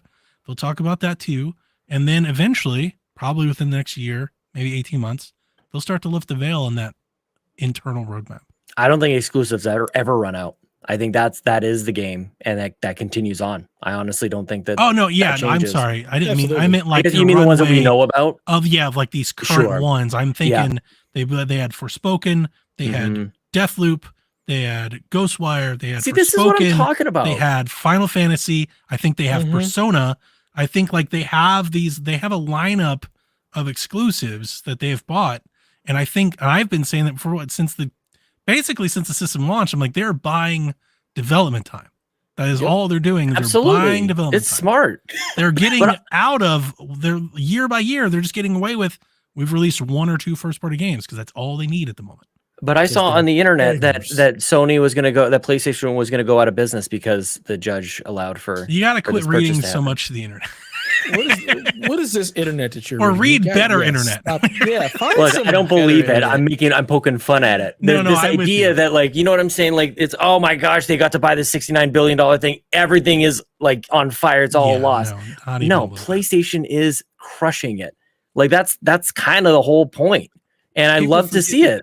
Microsoft's counter to what Sony is doing. Like this is Microsoft trying true. to beat in the game. I also think there's an easy case to make. I wouldn't make it, but there's an easy case to make if you wanted to that Call of Duty's peaked. And who knows what Call of Duty 10 years from now looks like. But That's the thing. There's no guarantee. Activision Good has like question. just squeezed every drop of blood from the stone that they can get out of Call of Duty for the last 5 or 8 years. Yeah. And if you told me like 10 years from now, like Call of Duty is, a popular first person shooter, but it's, not the juggernaut that it is today, I'd 100% believe it. I mean, I arguably it did that agree on the with you. back of PS4. Yeah. Mm-hmm. And just how well PS4 did. Because I remember when they announced it, PlayStation is the new home for Call of Duty. And honestly, like, people should really think back to that moment, because I think a lot of us went like, okay, like, big deal. Like, it's not that huge of a deal. It has become a But big it deal. was a huge deal. Mhm. Well, it was an ego big deal. Like, oh my gosh, they really showed Xbox. But like, you got to remember, Call of Duty Ghosts, nobody cared. Nobody cared. Not a single solitary soul. Nope. Like, that Well, wasn't. I think you got to remember, a lot of the people that are talking about how terrible and damnation and all this is, a lot of these people don't even play Call of Duty 2. Right. Yeah, They aren't those people. Actually, if you actually do some internet archiving or some heavy Twitter searching, you probably find tweets from the same people talking about how stupid Call of Duty is. Because I've seen most of the gaming media rag on Call of Duty for a decade. I've seen them almost pride themselves on, I play I don't play Call of Duty. I don't play Call of Duty games. Yeah, I'm with you. And I just say that as somebody who openly admits to playing all Call of Duty games. Yep. I noticed those things. So. Yeah. All of my friends who are playing Call of Duty are just like, they're so fed up with it. They're like, please, like, one of my boy Steve, who plays a ton of Call of Duty, he's like, I pray to God that Microsoft buying Activision fixes Call of Duty. Yeah, I think there's a lot of people that are getting that. But I want to ask, I've seen a lot of that, and I'm wondering, like, what evidence is there to believe that? There's a lot more evidence to believe they might screw it up. There's way more evidence that they might screw up Call of Duty than fix it. They're just hopeful. Call of Duty. I'm with you. I am too. Hopeful. I'm hoping. I don't know. I really don't know. Like, part of me says, like, you don't spend this much money to, like, turn the faucet off or slow it down. But I really hope they do, because they need it. Like, the teams need it. Like Raven and Slade, like, they can't keep this up indefinitely. Like, you're just they cannot. You're barreling towards something bad happening if you just keep Call of Duty every year, and it's gonna be number one every year, and we got to push it, and like, that can't keep going. At some point, there needs balance that needs to be had. Yeah. No, they're gonna need Sledgehammer on Halo or something. I'm hoping. I'm not sure. Did you hear that? No, I was just making things up. No, I was saying that earlier. I was like, literally just saying that. They just acquired so much good talent that have made shooters. Like, somebody in Xbox has got to be thinking, we can use. You hope so, but I mean, they did it with Bethesda. Like, and I'm not going to, like, too, like with it and everything. Like, I'm not going to take Halo away, but, like, can we get some people from Infinity Ward to, like, come take a visit? Like, can we get you to work together? Like, because we talked about in Halo's development cycle, they had a lot of problems with contracts and support studios, stuff like that. Yeah, I think all that goes out of the way when they're all just internal, right? Look, just get id over there in Infinity Ward just to come over. Have a moment. I mean, if I ran, I would give Halo to id if I could. Yeah, it's just yours now. You got this. Because they do amazing things. The last question before we can start talking about something else. Daniel, he put this in the chat earlier, but I did see it. He says, Donnie, do you think the merger actually helps the future of cloud gaming? I do. I don't know. Care. I guess. Sure. I don't know how it would hurt it. Like, I guess it adds content to cloud. Yeah. I mean, one, just off the face of this deal, so many cloud gaming services just got access to Call of Duty. That can't hurt. Yeah. That can't hurt cloud gaming. Like, there's no way that hurts cloud gaming. Also, I think Microsoft is the biggest player right now in cloud gaming. So empowering them to try to establish a market, which is what I think they're trying to do. So with Microsoft, I was saying this earlier about Netflix and Apple and what they're doing with mobile gaming and stuff. I think Microsoft sees mobile as their clearest strategy to expand their player base. They're not going to get it from console gamers. They're not going to get more people to buy consoles, I don't think. I don't think they see a huge avenue to double their player base on PC. So they look at mobile and tablets as that's our place. Like, if we can compete there, we can get more players. And I think cloud is a big part of that strategy. And it may not be in the US or the European or the Japanese markets either. It may be in Brazil and in Argentina and India and China It may be in other markets. What were the devices you just said for cloud? Phones, tablets, browsers. Low-powered PCs. Yeah. Yep. That's where I think is like TV screens. People are totally overlooking it. TV screens, absolutely. But this idea of like, what specs do you have? That there will always be a place for that. I hope, and I think that there will always be a place for people like us who just want to have like the best rigs, all that kind of stuff. Oh, yeah. But like they don't last forever. Number one, it's expensive to keep them up.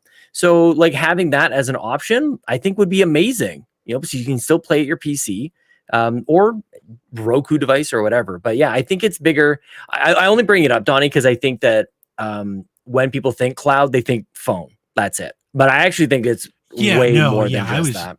Mobile devices. Mhm. Way more I than don't think just phone either. It's so But much when more than that. I think of what Google was trying to chase with cloud specifically is there's a big opportunity to reach people that have access to internet, India and China, where there's like billions of people that aren't going to buy consoles. Right. Yeah. But like with cloud, you can do that.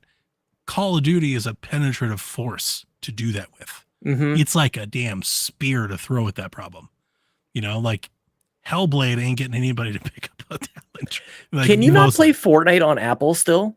Is that still a thing? You can't play. I don't remember Fortnite if on they an ever figured iPhone? that out or not. I'm not that into Fortnite. That's wild though. But I remember when it was streamable Mhm. in Game Pass and GeForce, I believe. I remember that being a big deal.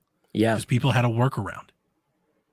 I'd love to I don't know. I don't know if like we have the ability or our communities like touch those people. Like, where are they? Not.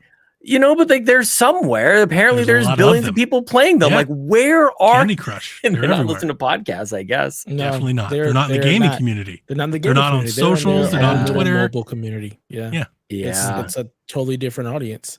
Funnily enough, when you Google, can you play Fortnite on Apple? What comes up is add a shortcut in your iPhone or iPad home screen that will take you to Xbox Cloud Gaming. Wow. That's the first thing. And you look at how many more people play Call of Duty mobile than just Call of Duty. Yeah. Yeah. And that's the thing I've been trying to say with this mobile play. I know people like are dismissing it and they think it's like an add-on. It's not an add-on. And it's not just because Xbox doesn't have like a mobile marketplace. I think with something like Call of Duty Mobile and Candy Crush, they're like Trojan horses to introduce people to Game Pass, to introduce them to Halo, to introduce them to Gears and Forza and everything else that they have. Yeah. Those are the Trojan horses. Call of Duty Mobile gets you a chance at the table. It brings you to the dance. Otherwise, nobody's downloading your app. Mm-hmm. Right? Well, Like, that's a huge thing. Diablo Immortal, it's a big part of that. It's a chance for them to reach new players.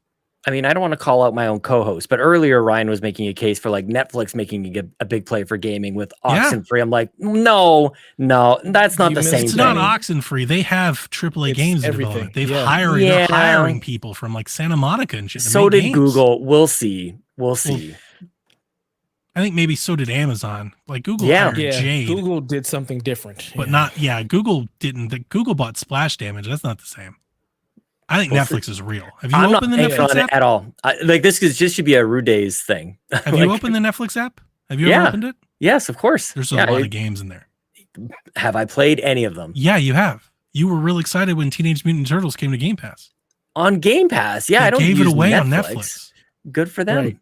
I just don't think it's not like it's one thing to do the thing, but for it to land and to have any impact whatsoever. They're just starting though. They're not going after you. They're not going after us. They're going after our children, sir. Oh dang, not the kids. Talk about the future on Netflix. Hang on. Talk about the future of cloud gaming. And I just want to point you to this idea. They're just starting. They're starting to get people used to playing games on Netflix. There will come a day, probably much sooner than you were expecting, to where you open up Netflix on your TV and there are just game tiles that you can just play. I guess the argument that I'm making is I don't think, especially Netflix, has the stomach for this. Like Netflix is not a Google. It's not an Amazon. I don't think that they have the cojones to front this bill and to make it work. When it comes to media, they almost run the place. Like whatever Netflix puts on their homepage becomes the most popular TV or movie in the world. And they just bought studios. Like they are serious about this. And Aren't they already making a have Witcher game? And a Castlevania game? What's the Embracer Group? Do you guys want to Google Embracer Group? Like, this buying stuff doesn't mean anything. That's true. I'm not even talking about them buying studios. I think they're real. I think they're more real. I think the difference between an Embracer Group and a Netflix is that they already are doing stuff in this space. I agree. And like, I get what you guys are saying. Into it. And I don't think to literally everyone disagrees with me between you two and the whole chat. Like, I'm on an island. I'm not disagreeing with you. I'm conversating to back you up. Same here. To back you up a little, I don't think the plan is, one day we're going to turn it on and we're going to beating up Xbox and PlayStation. No, I don't think that's it. But what I do think the plan is to one day you're going to open up Netflix. You're possibly be able to buy a controller from them. You're going to open up Netflix, which you already have, and you're just going to be buying games. And I think they're going to have games like Castlevania and The Witch, games that tie in to their franchise. That would be Stranger Things and things like that. And Ninja Turtles, I think if you are Xbox or PlayStation, I think you have to see that as a credible competitor because of their influence and reach. They have, I don't know how many, hundreds of millions of subscribers they could just put a game in front of. That's so hard to do. Got rid of all our password sharing, so now they're just gonna grow more. Imagine if they got increase their market share. Imagine if they put Ubisoft Plus included, like Ubisoft did. Ubisoft would do that. Of course they would. Imagine if you just open up Netflix and play the new Assassin's Creed game.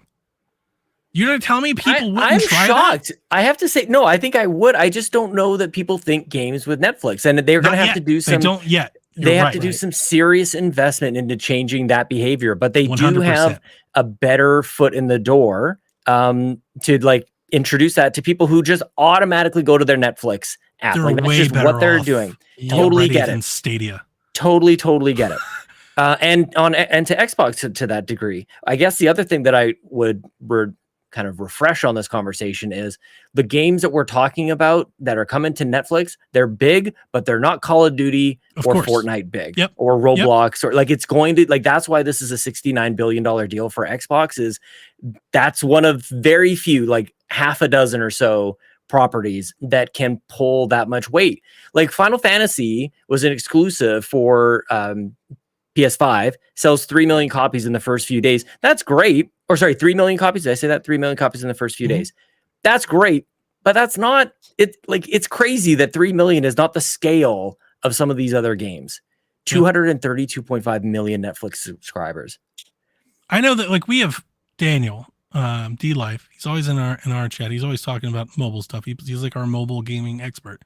He's always dropping in talking about here's the latest game that dropped on Netflix you can play on your phone. On your tablet today. I don't doubt it. Like I said, you can load it up. And I also wonder how many pieces of media that people don't watch on Netflix, not just games. Yeah. It's not that everything that Netflix puts on there is. I just think there's a table being set. There's a board being set. Apple Arcade has made their claim. Netflix has entered the chat. That's my next claim. Yeah. Apple Arcade is my next bullet point in this. I think Microsoft is trying to make sure that they're at that table. Yeah, is ultimately what I think's happening. I don't think Netflix is we're going to overtake PlayStation. I just think they're there's a lot of people out there who love video games, and we're a content delivery service, and why not us? Why can't we get 30% of It's a way to just keep some of your customers, to grow an additional customer base. All the people who are already using your service. Oh yeah, we have games too. Cool. I'm not gonna cancel my sub because I've got some games here as well as all of these movies. Yeah, I'll just say that this might be a bigger entertainment point to make. And I swear I'm trying to get off of this topic, but I think this begets saying, no, you're good. Netflix has really disrupted the movie making industry because they pay everybody up front and then they take all the profits. And if you don't think that's appealing to a lot of studios, you are sorely mistaken. If I think Netflix shows up and goes, we'll give you $100 million to make a game. Yep. Yeah. It's a big deal. Wasn't that where Halo dude went? Isn't that Joseph Staten? Didn't he go to Netflix? When we talk about how Xbox flipped the table and stopped playing the console game, if Netflix actually starts going in and starts buying games like that, that will flip the board. Now all of a sudden, it has the Sony chance and Xbox to do it. I think you're just going one step too far to go to it's certainly going to do that. I think it has the potential to do that, and I would agree there. Yeah. But I don't think it's a guarantee. I You don't. can have all the greatest game makers there. You can I have the hope greatest I'm games. not. I hope it didn't come off as a guarantee. I was just saying this is what they've done with movies, and if you take that approach, just like Mhm. this is what Xbox has done with services, and they've taken that approach to gaming. If you do the same analogy, like this is what Netflix is doing with entertainment, and then you apply that to gaming, that'll be very disruptive. That's all I was saying. Because now I can make a dud and it doesn't close my studio. The difference is they've got the money to do it. Mm-hmm. Netflix. See, I don't know if Netflix does. Like, I don't know their financial statements, but I don't know why I feel like Netflix is on the ropes. They man. burn I through know- money, but they I get know they money. have lots But of that's the thing. subscribers, Everybody yeah. subscribes, so people just give them more. Like it's not just the customers; they get capital and bonds and investments and stuff like that because of the Netflix. Yep. And now they have the ad tier too, so they're going to be getting ad revenue as well. Yeah, Just I mean it's like they're, YouTube. They're good. Mhm. Yeah, legit. My That's why I kids thought Stadia did was not- going to crush. I thought Stadia was it. It's like they had YouTube, man. Like, And problem so did was- we. They didn't go there. They didn't get there. They didn't try do that the hard. right stuff, and they also made you have to learn a new thing. It's Yep. not like I could just open YouTube and all of a sudden there's Stadia. If they would have done that, they may have had a better chance. If I just open Netflix, something I'm already aware of, something You that were I know, and there's games. Oh, now I'm intrigued. You were What is supposed to be this? able to join the game that your favorite streamer was playing. Like, Yeah, oh, you want to play? said Drop that. in. Like, come on in, Yeah. dude. Like, Problem is none of the they streamers had are it. on YouTube. that's ultimately my point. Is there's all the promise, but it's another thing entirely to execute on it. So Yeah, We'll see. 100%. 100%. I think. The potential is there. I think maybe there's no doubt. to define or to explain why maybe I see more potential or I believe in it more is because unlike the failed attempt of Stadia and even Amazon, Netflix has already, I think, shown more promise in the studios that they're targeting, the games that they're publishing, the games that they're making, the talent that they're targeting. Their moves so far are signaling, I think, more positively than those other ventures. Yeah. Anyway. I have them about the same, but we'll see. Okay. So that's it on Call of Duty, FTC appeals, all that jazz. We will let you know if the appeal is done or when the deal gets finalized and all that. Yeah. Last words, final call. Fuck Xbox. Beautiful. Damn. EA has confirmed. Oh, speaking of that, let me change us back to. Thank God. There we go. There we're back to Thank you. PSVG. Whew. Dev, Feels I so want to much thank better. you for making your appearance as my co-host on the Xbox Empire tonight. Thank you, buddy. No problem, sir. I knew you had it in you. EA has confirmed their new single-player Black Panther game from their new studio called Cliffhanger Games. This is being led by former Monolith Productions boss Kevin Stevens. Includes staff who worked on Middle-earth: Shadow of Mordor, Halo Infinite, God of War, and Call of Duty. And they did reiterate that the game will be a third-person game, and it is aiming to build an expansive and reactive world of Wakanda. The plot will explore the experience of taking on the mantle of the Black Panther. So I was so confused when you dropped this in the Discord. I was like, we already know this is coming. Why are they giving us Just more More information. official. Just more official. But I thought it was the Black Panther and Captain America game. I'm like, yeah, there's the why are other we game. giving it? What, Mhm. what is this? Why are we doing this? And now I'm realizing, oh, it's a whole another Black Panther game. So we're just doubling down on Black Panther. So Yeah, I'm what we like, had oh, before was like Jeff Grubb was like, EA is making a Black Panther game, and we were excited. This is EA going, we're making a Black Panther game, and here's who's doing it. Still know it. We just don't see it. It's years Yeah. away. Exactly. Years I'm like, away. this just So. did we even? This was an announcement for investors, right? This had to Probably, be that, and 'cause a lot of Devs. I'm gonna times, forget about it. a lot of times studios will do this to let people know that, hey, we're making a game, and if you are looking for a job, you can go search Cliffhanger Games, click on the Apply Now button. That's usually why a lot of people go, why does everybody show these games years in advance? They didn't show anything. Well, I mean, but people say that when they're like, why are you Yeah. just getting a teaser trailer? Why don't we just get a logo? Why do you need gameplay? They haven't made the game yet. They're trying to need get people. people We to need come make the game. employees. It's amazing at how a game will get made. The studio will go into pre-production. You'll see the article, right? Jason Schreier write the article. Everybody's been let go. Everybody hates them. And then they want to make a new game. And people are like, why do we have gameplay already? Well, gotta hire more people. This is how this works. Are you new?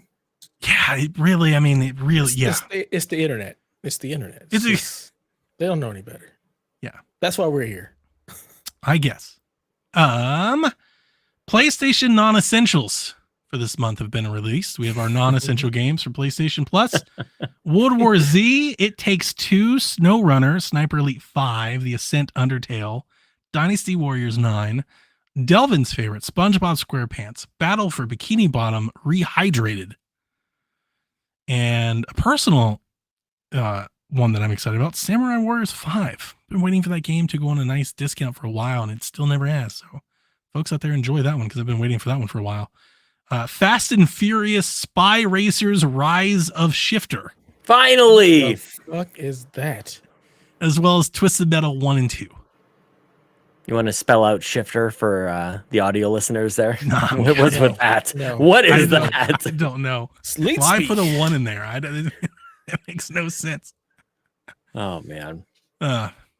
So anyway, those are your PlayStation non-essential games this month. Twisted Metal, right on time. Right on time. Yeah, that's true. With nods for best drama series, actor, and actress, among others, and I'll just write in here many others. I think they've been nominated for like some 25 categories. HBO's The Last of Us is the first live-action video game adaptation to earn major awards consideration from a Hollywood awards body in television or in film, which is a major accomplishment. So good on them. We're finally Yay, real. HBO, you Finally PlayStation. real. We made it.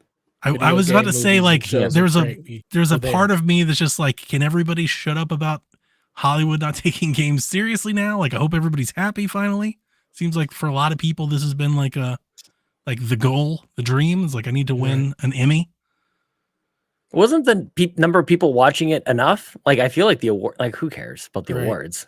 The thing But, is, like, Does anybody broke all watch those the records. awards anymore? Exactly. right. The Last of Us was a movie that they turned into a game in the first place. So Maybe Neil will slap somebody. that'd be great. What? Will Smith joke. Will Smith. Oh, We might actually watch. How could I miss it? I forgot where I was You for a imagine he's second. got up there and smacks the shit out. Thanks for the award. Neil Druckmann just smacked the shit out of me. Does Sean was Neil like, Druckmann "What?" have to smack a bitch? That'd be incredible. Okay. Super exciting news. All right. So before I even read the news, I just want to talk about how like fated the moment was for me today. Okay. Fucking Clock Tower is back. Scissorman is back. How did I find out this news? Did I watch the show that I didn't know was happening? Nope. Was I watching Ryan streaming that I didn't know was happening? Nope. I was working all day today, and around, I don't know, I should have wrote the time, 4:02 or whatever. I was like, let me go open Twitter and see if we have any answers for any questions this week. I opened Twitter, and the first thing I see posted like 2 seconds ago, Clock Tower Remastered was just announced. I was like, what the fuck? What just happened?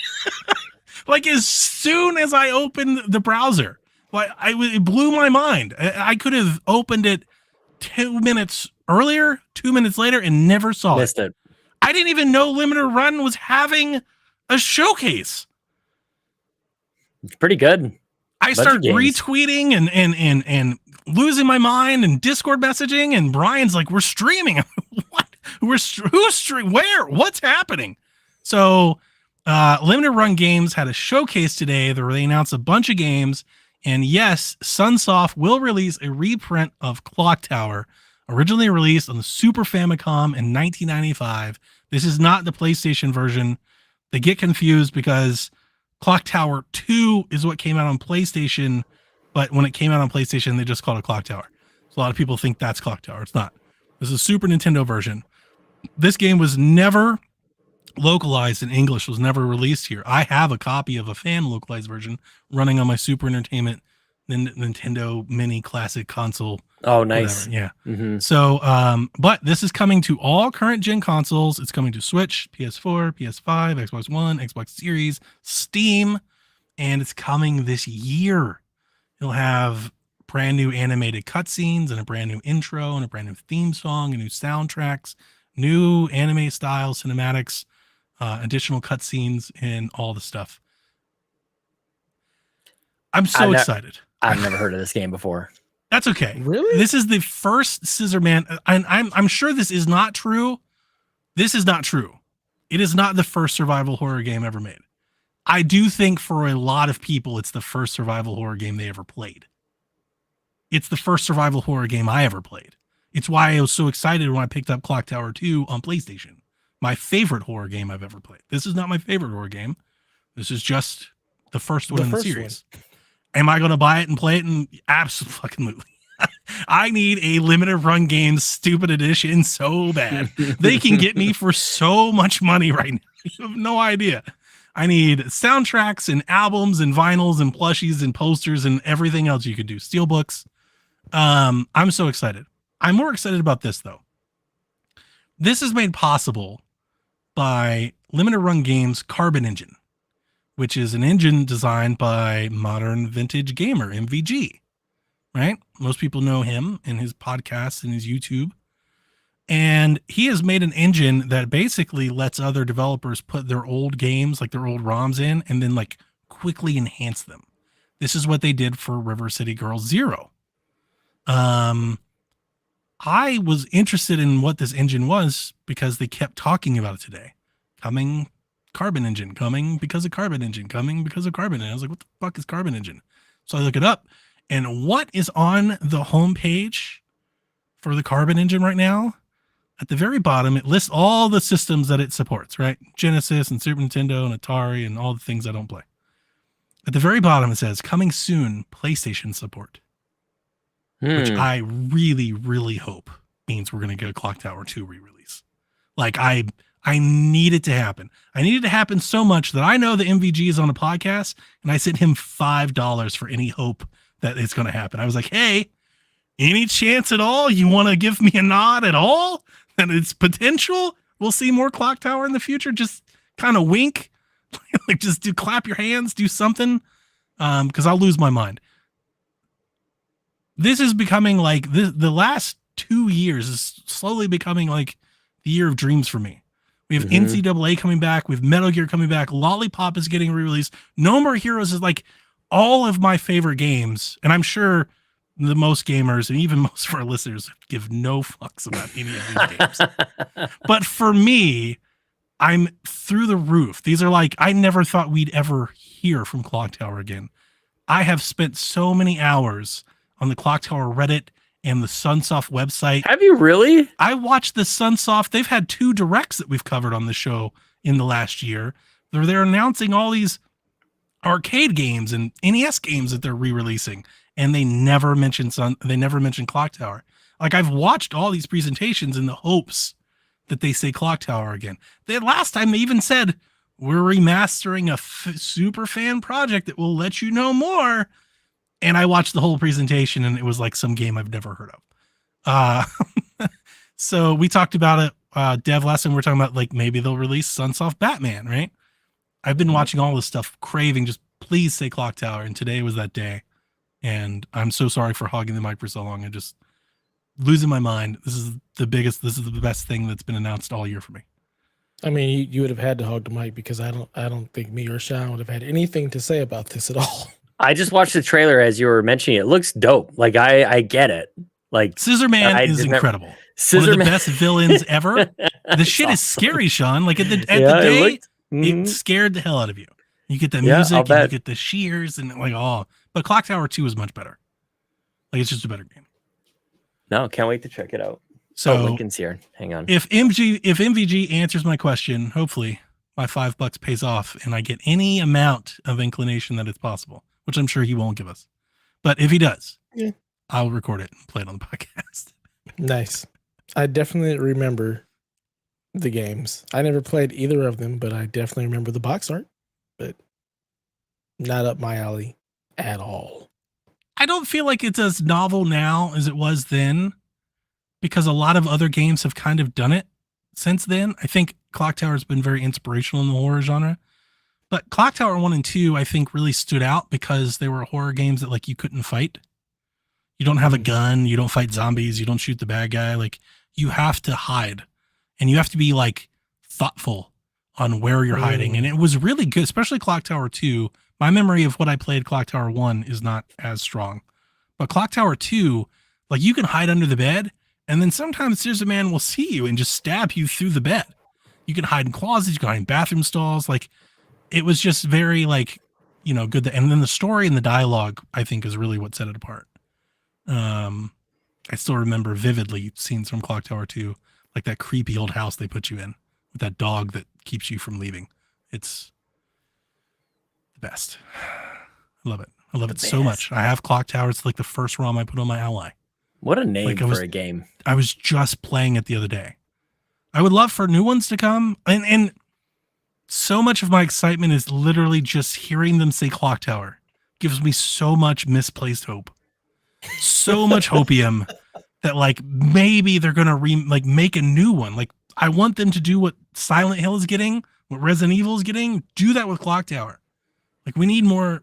Like this was a great franchise. Clock Tower 3 not so much, but Clock Tower 1 and 2 and definitely need more. So Sean with the Diet Coke delivery. that's nice. I'm so lucky. I'll shut up about Clock Tower. I feel like I'm having that like voice in my head. I'm like, you're talking too much. You've been doing this for too long. Look, this is what the people come here for. This is too much. You're good. People come here for this. They're going to eat your hype, and they are in turn going to go buy Clock Tower. If nothing else, it'll be me and Ryan. Me and Ryan will be there. And I need it all in my veins. This is like Metal Gear. I'm going to buy 8 versions of this game. Jesus Christ. I'm going to buy it on every platform. I might buy a PlayStation copy just cause. Just cause. Mm-hmm. You never know. You never know what the future might hold. In addition to Clock Tower, Limited Run also announced the Jurassic Park Classic Games Collection is coming. Yes, featuring Jurassic Park from the NES and Super Nintendo and Game Boy, as well as Jurassic Park 2, The Chaos Continues. Wait, which systems for Jurassic Park were they from? Super Jurassic Nintendo? Park NES, was on Game Boy, NES, SNES. Game Boy, and Super Nintendo. Not Jurassic Sega? Park 2 was on Game Boy and Super Nintendo.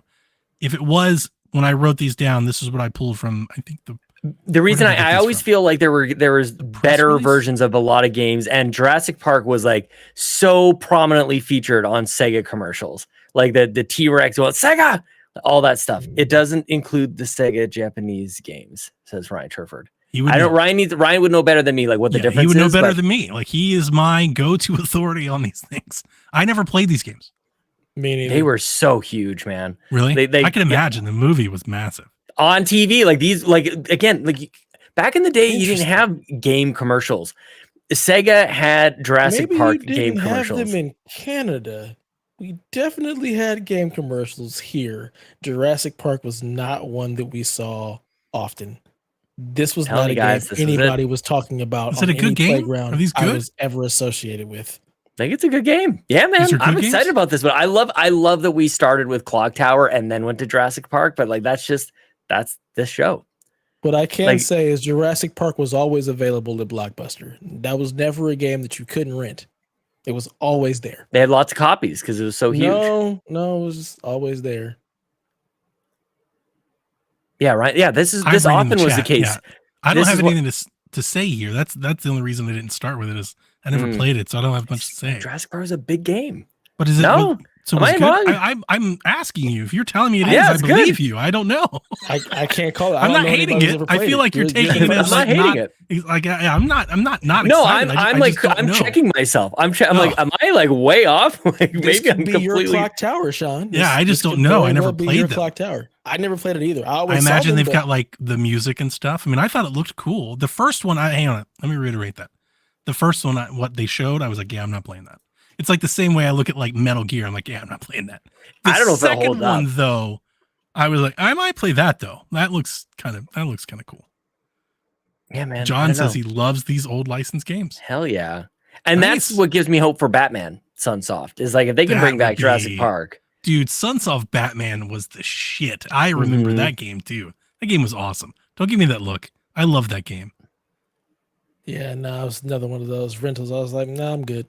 You also don't like Blackgate, so your opinion is null and So void. my problem with Blackgate is that it's just an old ass game that plays like an old ass game. So I don't. You wanna love play it. old ass Metroid games. That's the only thing. That's the only That's old what game Blackgate is. that I like. No, it's not. It is Yes, it definitely is. not a Metroid game. John 32 says, "Give me some NES RoboCop." Yeah, I don't Now we're have the NES Now we're love talking. that people have. Yeah, I'll take an NES RoboCop. I wouldn't buy it. I'd emulate it on an already existing NES Mini, but I'm not buying none of this shit. Limited Run These- also announced soundtracks for Teenage Mutant Ninja Turtles. I'm sorry, did I cut you off, Sean? No, I'm just having a drink. They announced the Gex trilogy is coming to all consoles. I never thought we'd see Gex ever again. I love that Rebecca was like, "What the fuck is a Gex?" Oh, she wouldn't know. Yeah, she wouldn't know any better. I would never want to replay the first Gex, but like the third one I would. Probably not like I'm not good. pre-order. Not like go out Was- and get I- it, but like on Whenever the I cheap hear one Gex, day, would I? Yeah. I always think 3DO. Like I feel like that was a Yep. 3DO. Oh, really? game, I and I'm think like, PlayStation. No, I think it you're was right. 3DO first, But I'm because older. I'm younger You're than you younger, guys. yeah. So I remember going into like my local little mom and pop store and always seeing Gex with the. And you're 3DO. talking 2D Gex, right? Side scrolling. Originally released for 3DO in 1995. See, Gex for me is Mhm. like a 3D platformer.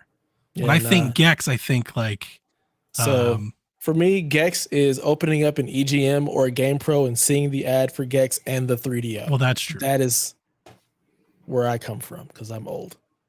Okay. Which is probably why I think Gex 3 would be the one that I'm thinking of. But when I Maybe. think Gex, I think like Ratchet, like Banjo, like those 3D platformers of the time. That's what I think of when I think of Gex. Makes sense. Mhm. Anything else on Gex?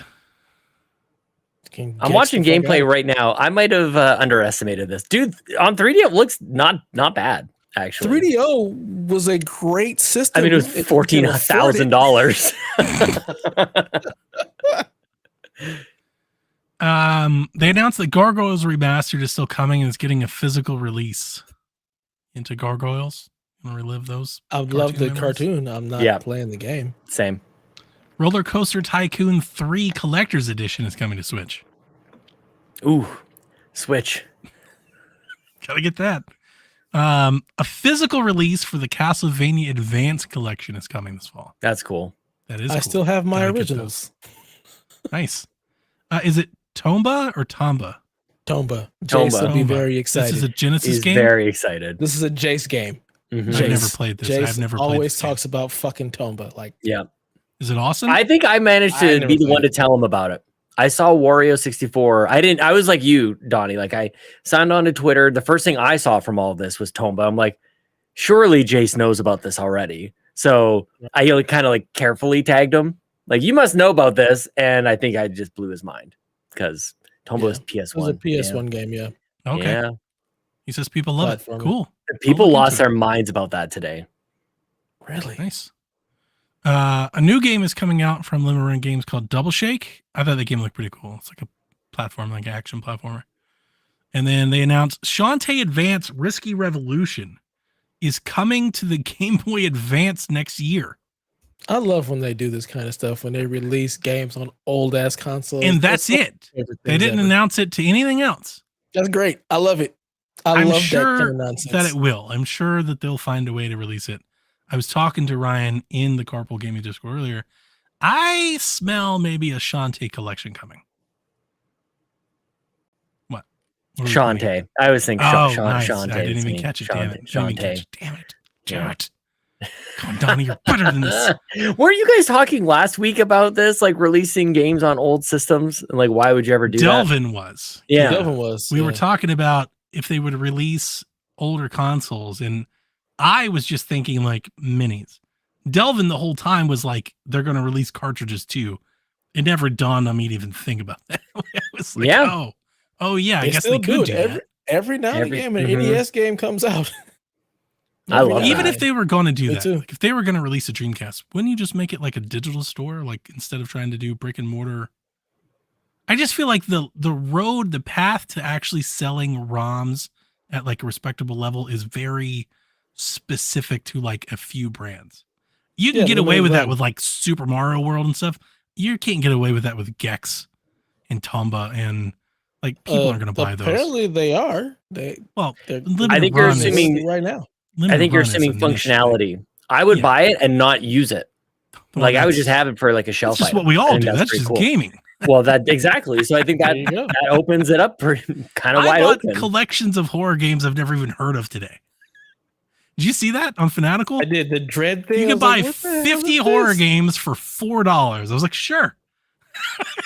It's like a bucket of rice. They don't even give you names. It's just Dread 1, 2. Like you just have to open them up and go through them. And I was like, one day, like on Halloween, I'm definitely going to do that. I'm going to just go through and play some games for $4. I'm just trying to think, like, would you buy if they had like a bunch of horror movies? The answer is yes. VHS. The answer is yes. 1,000%. Yeah, I would spend extra money on that. Yeah, like those cool Disney boxes too. Sean, could you imagine? Right, Sean? I'm so glad you're here, and I'm so glad you said this. I know you so well. We're talking on Friday. What are we doing here? We're talking. We should save it. But, I was playing Fatal Frame this past week. Nice, really get me into the feel, which is great because I haven't been on my horror thing this year as much as I normally have been. Something I've noticed. I haven't watched many horror movies like all year. Fatal Frames flipped the switch. Nice. I don't know what happened. I just spent $300 on Halloween decorations on Prime Day. Like I bought all kinds of shit. I made up in Halloween. Made up for 4th of July. Everything on Halloween is like 50% off on Prime Day. I saved so much money. I was watching the Discord. People were like, Prime Day sucks. I was like, I don't know what you guys are dude, saying. I missed everything. I got like 4 scarecrows and streamers and a dead body and tombstones and a new projector. I was getting all kinds of shit. Well, it's so funny because you were kind of like, I think I'm done with the Halloween thing. And then I just started, I'm all back in. I'm all in. I'm all back in. They pull me right back in. I'm back. I'm very excited. I'm happy. Some quick hitters to move the show along. Naughty Dog co-president Evan Wells announced that he's retiring at the end of the year. He's been there since 1998, president since 2004. Neil Druckmann will be the sole president moving forward. Okay. Probably as has been planned for the last 5 years or so. Yeah. Assassin's Creed codename Red, the upcoming Japan game from Ubisoft, appears to schedule to launch next year, according to a LinkedIn profile, which is speculative. They put all kinds of things in job promotion offers and things like that, listings that don't come out to be true. I love that it's Ubisoft's historical Stabathon series. It's a great name. Yeah, I didn't read it. I don't know who. Yeah, I forget where I pulled that from, but that's why I didn't read it. Hilarious. It's hilarious. And that, ladies and gentlemen, is the news. What? There you go. The abrupt stop is my favorite. Well, we got to do the Rude Days thing. It's so good. It's way better. I forgot we moved the Rumor Central after the Rude Days. So hang on. We have one more news thing. There's a rumor going around the Need for Speed Most Wanted remake is coming next year. It's according to a voice actor who starred in the game. Yay. That makes sense. Yep. Like probably to do a remake. Right? They just came out the game. Now's the time to do a remake before they come out with no one. Now we can do the Rude Days. Can we just remake Underground? They're saving it. Fuck Most Wanted. Give me Underground. I like Most Wanted. Right? I like Most Wanted a lot, but they're saving it. You'll have nobody ever wants to just give me what I want. You get all Hot Pursuit. See, if I wanted Underground, that shit would be here tomorrow. I've been haven't I? I need you to want what I want. I feel like I've been on fire. Like I've been heated. I've been a heater lately. It's pissing me off. I just kind of speak things that just kind of happen. It's like 2 years ago, I was like, I think they're going to do a Metal Gear, and I think they're going to put it on Switch. People were like, that's insane. It's exactly what they did. They're just tapping the podcast and giving Donnie everything he wants. Yeah. Yeah. We got Lollipop Chainsaw Remaster, like out of nowhere. Out of nowhere. Out of the ether. People were like, do you want a Lollipop game? People are like, what's Lollipop? So, yeah. Sorry. Yeah. No Underground. Whatever. All right. I guess I'm doing the Rude Day segment. All right, Yeah. cool. I'm talking. Scoring update. Myself and Delvin apparently got Oxenfree right. So that leaves the score at 15-15. We're going to need a recount. It's the first day. It's the first day. We need a recount. We always Did you guys do take the over on it? I took the I under. don't- They took the over. I don't even remember. I originally I took thought the Donnie over. took the under. No, I originally took the over, and then they all Yeah. agreed with me, and I was like, I "Fuck it, remember. I'll take the under." So where is it? It's Said right earlier, on the apparently. money. It's like Yeah. right on, and it's like 80. It is right Yeah. on the over under. These lines, man, that's amazing. It is. So Like, he nailed could it. change tomorrow. He's really good at this. So he wants to know over or under 85.5 for Pikmin 4. Pikmin 3 Ooh. got an 85. Ooh. 85.5. I love it. It's amazing. This is amazing. He's so good at this. Holy crap, dude. Like, my gut tells me under. Like, my first instinct, like, if I don't think about it at all, for some reason, I'm thinking under, like, and it's close. It's like 83, 84 is kind of what I'm thinking for Pikmin 4. I agree with Sean. Then I'm going to agree with Donnie Yeah, because I don't know shit about Pikmin. If you average the Metacritics, Oxenfree 2 is sitting at an 80.3. That is It insane. is on the number. Like, it is on it. That's amazing. I just need a couple more reviews to go the opposite way. Oh my It's gosh. the Nintendo bump. Josh has often criticized Nintendo. Nintendo is like 7 points clear of other systems. Mm-hmm. Like, Nintendo's super positive, and like PlayStation's the mediocre, and then PC is like really hard on it. Yeah. The Nintendo bump. Oh, did what me is the? You're talking Metacritic? Mhm. Yeah. It's not I have OpenCritic. no idea what it's on the. What's the No, other one? we don't use OpenCritic for this. We That'd be use better because Metacritic. it's single. don't- There's no separate.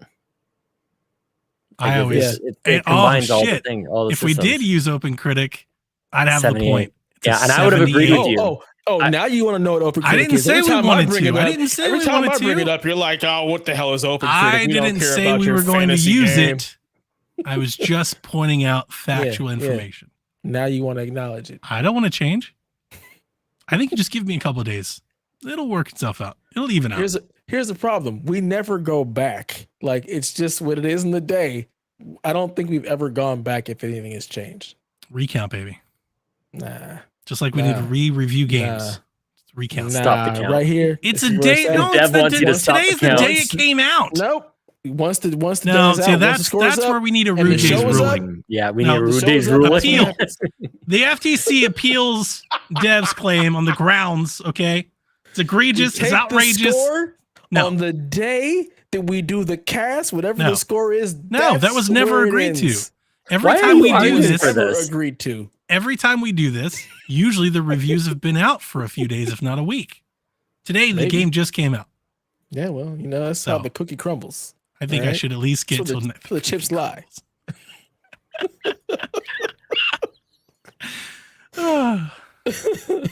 We need a ruling. I'm appealing. In this moment, I just realized I was supposed to do something for Court for Carpool. I needed to put together something for our episode 300 for I thought you Xbox meant Drive like next week. court. I was like, oh no, No, like Court Lalonde. Court Lalonde. Jesus, there's too many syllables. Courtney Lalonde. Yeah. Lalonde. Do you have to go? You can No, go. I'm just Oh, well, okay.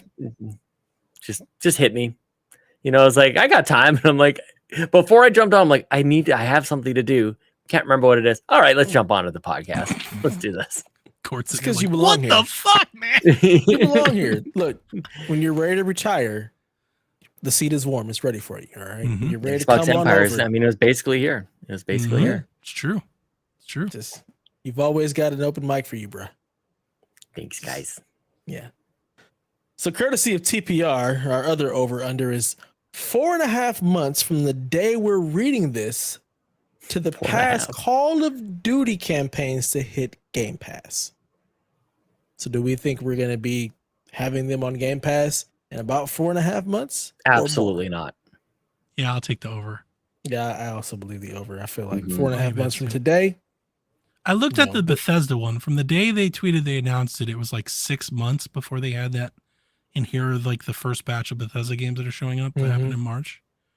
I mean, that's just the past. That means nothing. They could Right. literally turn that stuff on tomorrow, like if they wanted to. Who knows? But I think it'll be. There's a lot. Activision is so much bigger than Bethesda. So much bigger. Like Mhm. for the people that think that like all the Activision people are going away, I don't think so. Mm, I think there's a lot of people who are like Bobby Kotick's gonna get fired. I don't think he's gonna go anywhere. mm. Because like they have like 10,000 employees. They have like so many people. They still need their managerial staff. They still need like all their processes. I think there'll be like heads of pillars that report to Phil. I think Mhm. Bobby might be one of those, probably for like a year, and then he'll leave. I do think he'll leave.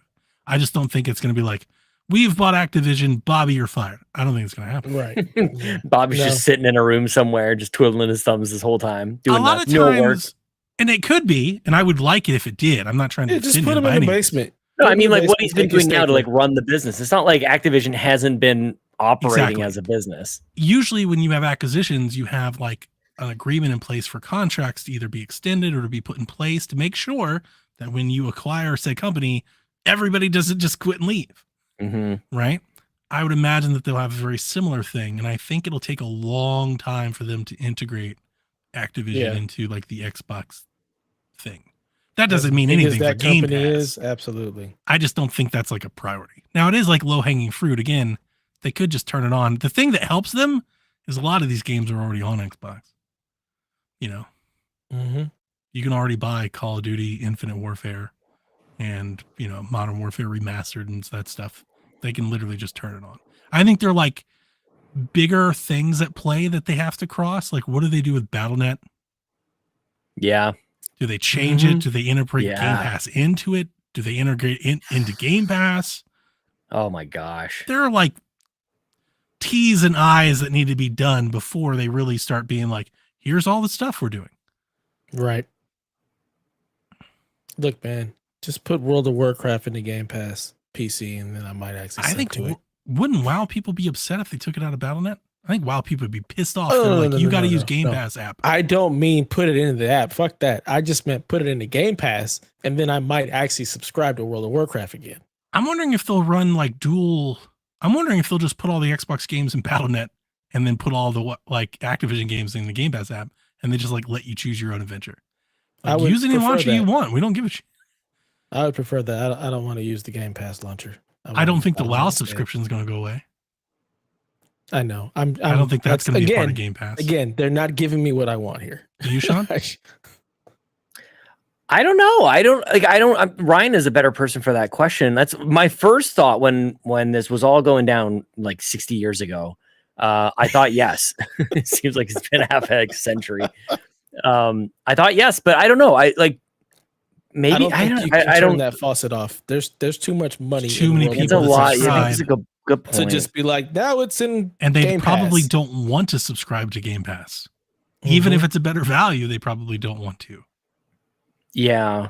Like I said, I don't know what trajectory World of Warcraft is on. Like, I would do have they felt need- better about that had they actually had some firmness. Don't you with still their- have to pay for Elder Scrolls Online? Like they didn't roll Mhm. that into Game Pass. I think that's still a subscription. Yep. So that might be the best precedent for that. I did not know that Elder Scrolls Online was a sub. I thought it was you buy the game and that's it. I think there's an aspect of it like that. I think you can buy like certain, but they have like packs and stuff. There's Mhm. like a Yeah, I thought it was subscription. like just expansions. I didn't know there was a subscription for it. The only reason Yeah. I know that it's paid is because they do like they have done several like extended free like windows where they're like, Mm. hey, if you get into the game today, you can just play everything until like 2 months from now. Oh, there's then a they do- Plus membership. They take it back. So it is free to play, and then there's an extra Premium tier. subscription service. Yeah. Technically a buy to play. Many new players might be wondering. Yeah. Okay. Okay. Access to Um, DLC. Okay. Yeah. Who cares about this? Yeah, Actually, Ryan kinda says a wanna lot play of it. WoW players only play WoW, so they won't subscribe to Game Pass. I agree. Yeah. So they've got a lot of things to Maybe work. some perks or something. Yeah. I'm just selfish where I just want it in there, so I don't have to subscribe to both. Yeah. No, I get it. All right, now it's time for our favorite segment, questions. Talk to the audience. Calipug says, if you were a pro wrestler, what would your entrance music sound like? I'm on pins and needles for Sean's answer here. I'm coming out to hip hop for sure. So just whatever hip hop I'm feeling. at the time. The Canadian national anthem. I mean, that works. I think that's been Much done more before. music. Yeah. Mm-hmm. Owen Hart, Bret Hart, Jimmy. Yeah. I'm going with that Canadian anthem. Just all formal. I don't know. Symphony. Just pick a Chili Peppers song and move along. I don't think there's a good Chili Peppers wrestling theme song. All Around the World is a pretty killer intro. Mm. Yeah. But I would want something more like if I was a wrestler, I'd want something like more Chili Peppers. It's so chill. I'd want something more heavy. I don't know. Sean going heel with the anthem entrance. Yes, John 32.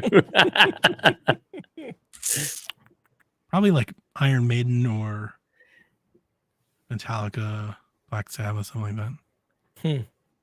I'd go with the airship theme song from Super Mario. Wow. Sean's just doing his best to stick out. You are Doink the Clown, sir. You're Doink the Clown. No More Tears by Ozzy Osbourne. Have no It's idea got a what killer that is. it's got a killer like bass, that starts and then like the thing drops in. That'd be a good entrance song. Because you need the build. You need the tease, Nah. the drop, and then the build. Like that's the entrance. Nah, I'm just too cool and too chill. So I'm coming into some just real chill hip hop. But you Don't still know need like everybody out. but the segments are important.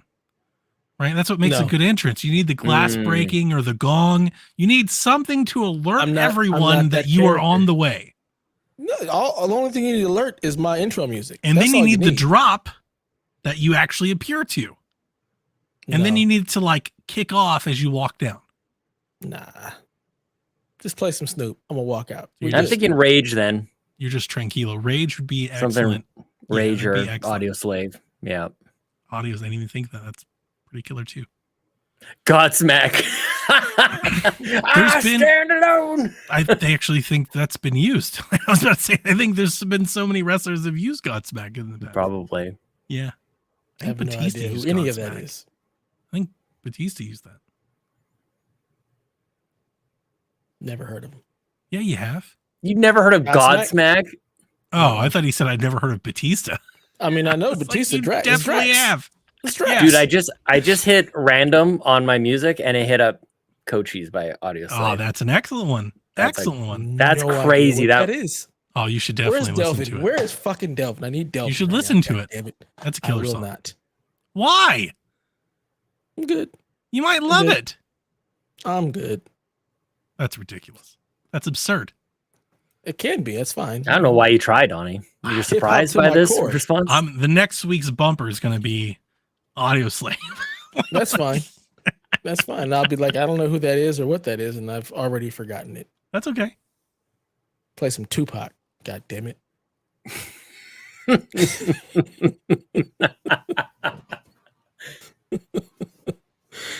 Joe says, if you guys could handpick 2 NBA players from any era to play one-on-one, who would they be? Sean, go.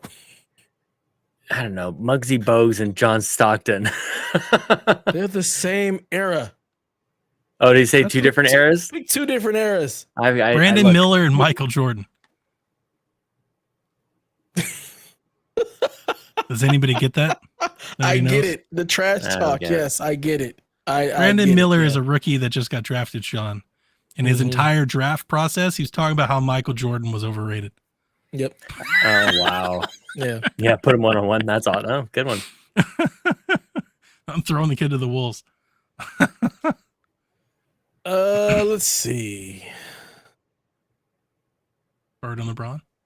I was thinking Larry Bird. thought so, Definitely Larry yeah. Bird. Definitely Larry Bird. You gotta put him with Braun, right? No, I don't want to see that. I think it'd be really good. I'm good. Bird and I Dirk. need somebody who just has like more of a. Bird and Luca. That's good. Because I feel like Luca has a little more I want to kill you than LeBron Yeah, but does. I think Bird would trounce him though.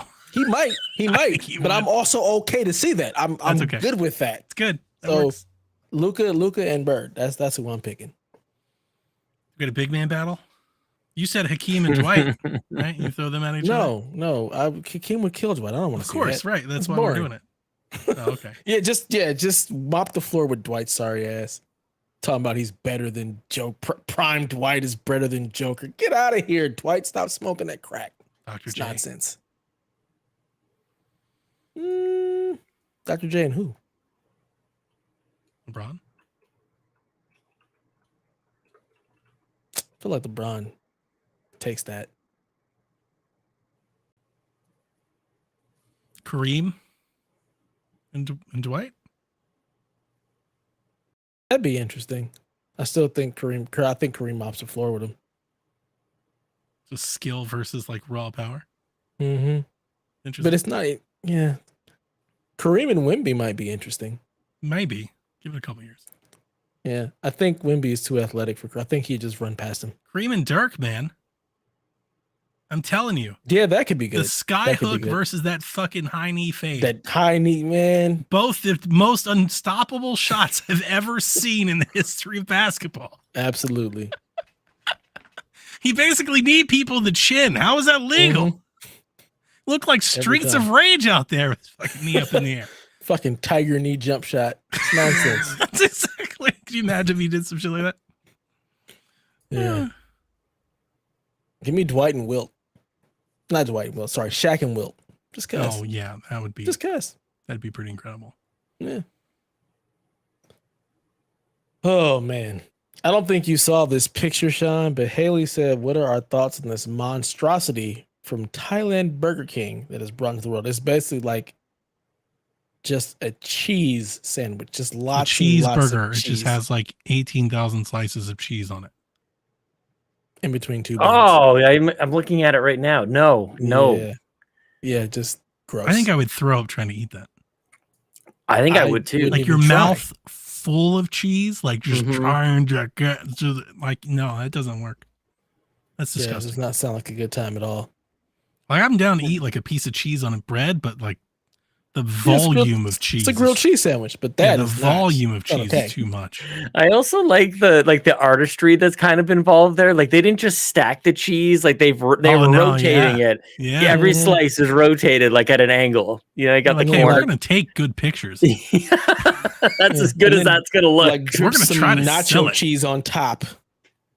Oh, it's too much. Yeah, it's gross. On a sesame seed bun.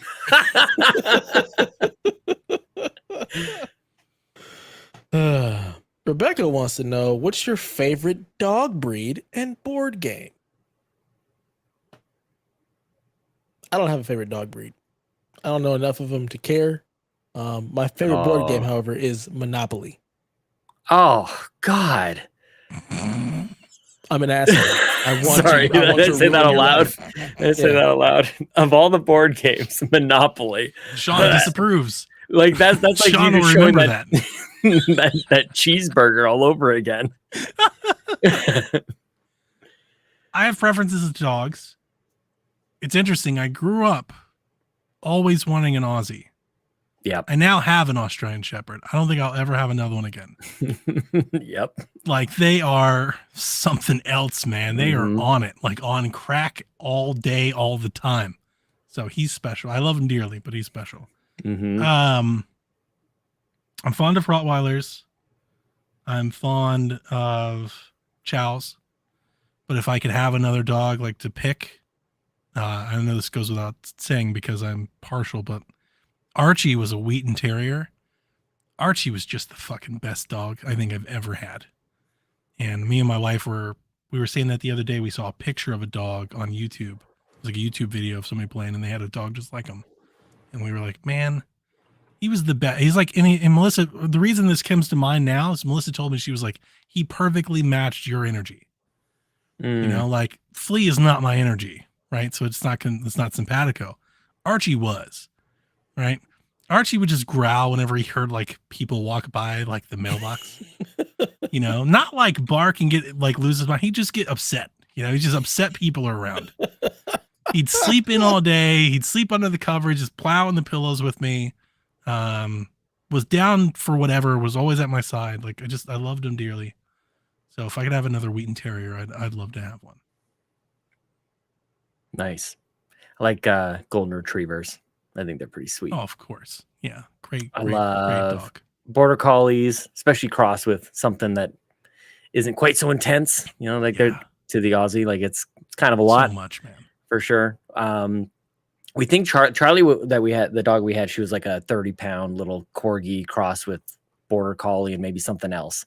And it was just perfect. She was just this derpy looking little thing, lots of energy, but still like to chill. But yeah, golden retriever's probably up there for me. And I like a board game called Kings of Tokyo, Kings of New York. They're like this Godzilla thing. You're basically like rolling the dice, trying to take each other down. It's a fun time. Better than Monopoly. Stupid ass game. That just means you lose at Monopoly a lot, Sean. I'm great at Monopoly. That doesn't mean it. That's not what that means at all. I lose enough at Monopoly in real life to sit alone and try to play that on my free time. I just want to, do card games feel count? real bad about themselves.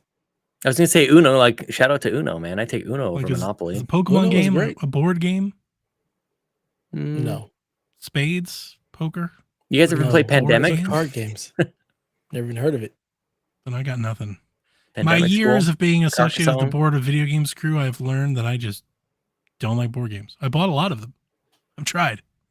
I get bought on the hype, and they're like, "Hey, it's a horror game, and it's golf," and I'm like, "Oh, I can't wait!" And then I play it, and I'm like, "Oh yeah, this is why." Oh, what about Nightmare? Did you ever play Nightmare? The VHS tape? Never even heard of it. Oh, and there's a Star Trek game too. Like back in the day, you'd have all these like interactive. You'd play along with you'd pop in the tape and play it, and then you'd play the board game while the thing is on your TV. We have Good One stuff. Night No. Ultimate Werewolf. It's pretty fun. I like that one. It's easy. Nightmare used to scare the shit out of me as a kid. Holy crap. Yeah, I never played that one. Gatekeeper, the keys. I don't even know. Somebody out there knows what I'm talking about. We didn't play board games as a kid. We played Yeah, Monopoly, and that's sorry. Cards. Connect 4. That's really it. Cards. Sorry. Sorry, it's awful. Sorry, it's just terrible. Oh, Sorry, it's Life. terrible. I like Life. That's a fun game. Forgot all I about that didn't game. like Life. That shit. Of course you Took did. too long. Took too I like long. chess. I was in chess. Yeah, club. chess, good. Does chess Didn't count as a even think board about that. game? Yeah, I think it's like the board game. it is. You play it on a board. Yeah. Just never thought about that as a board game. The board's required. I do enjoy chess. Chess, checkers. Yeah. But Monopoly. Just because Monopoly. I just want to ruin people's lives. I'm on Team I love Sean it. here. That's terrible. God. Yeah. I'm gonna steal So all your boring. property. I'm gonna run everything up. Yeah. Sorry. Sorry. Sorry. Let's see. I'm not gonna read that. The sounds. Did you say you're not going to read it? Yeah, it was Barrett's question that we already went through. Oh, okay. I was like, do you just delete somebody's question? He was like, well, I'm not going to read that. It wouldn't be the first time. I've done that before. I wasn't looking at the notes, so I didn't see it.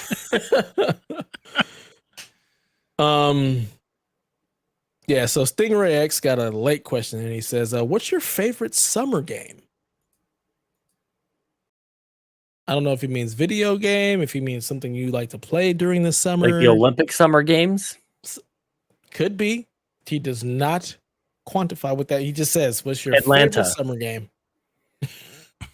Atlanta was my favorite summer games. Gee.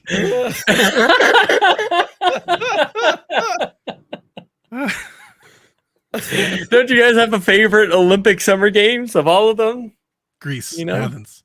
Yeah, that was a good one. I got Los Angeles. 84. Oh my gosh. It's hard for me to think of the summer games because it's winter games up here. We don't know what summer games are. Do you guys even have summer? Is that even a thing that happens? It's happening like as I podcast. I think it might be over when we're done here. We finish the podcast like, winter again. It's snowing now. Great. he just feels the breeze. He's like, it's coming. Yep. Geese leave. Winter The is wind always migrating. The wind changes. Ducks are in their flying V. Run away. Summer. What the hell? What the hell just What the happened? hell just happened? That was happening to us before too. Oh man, Melon must be having hiccups. Fun.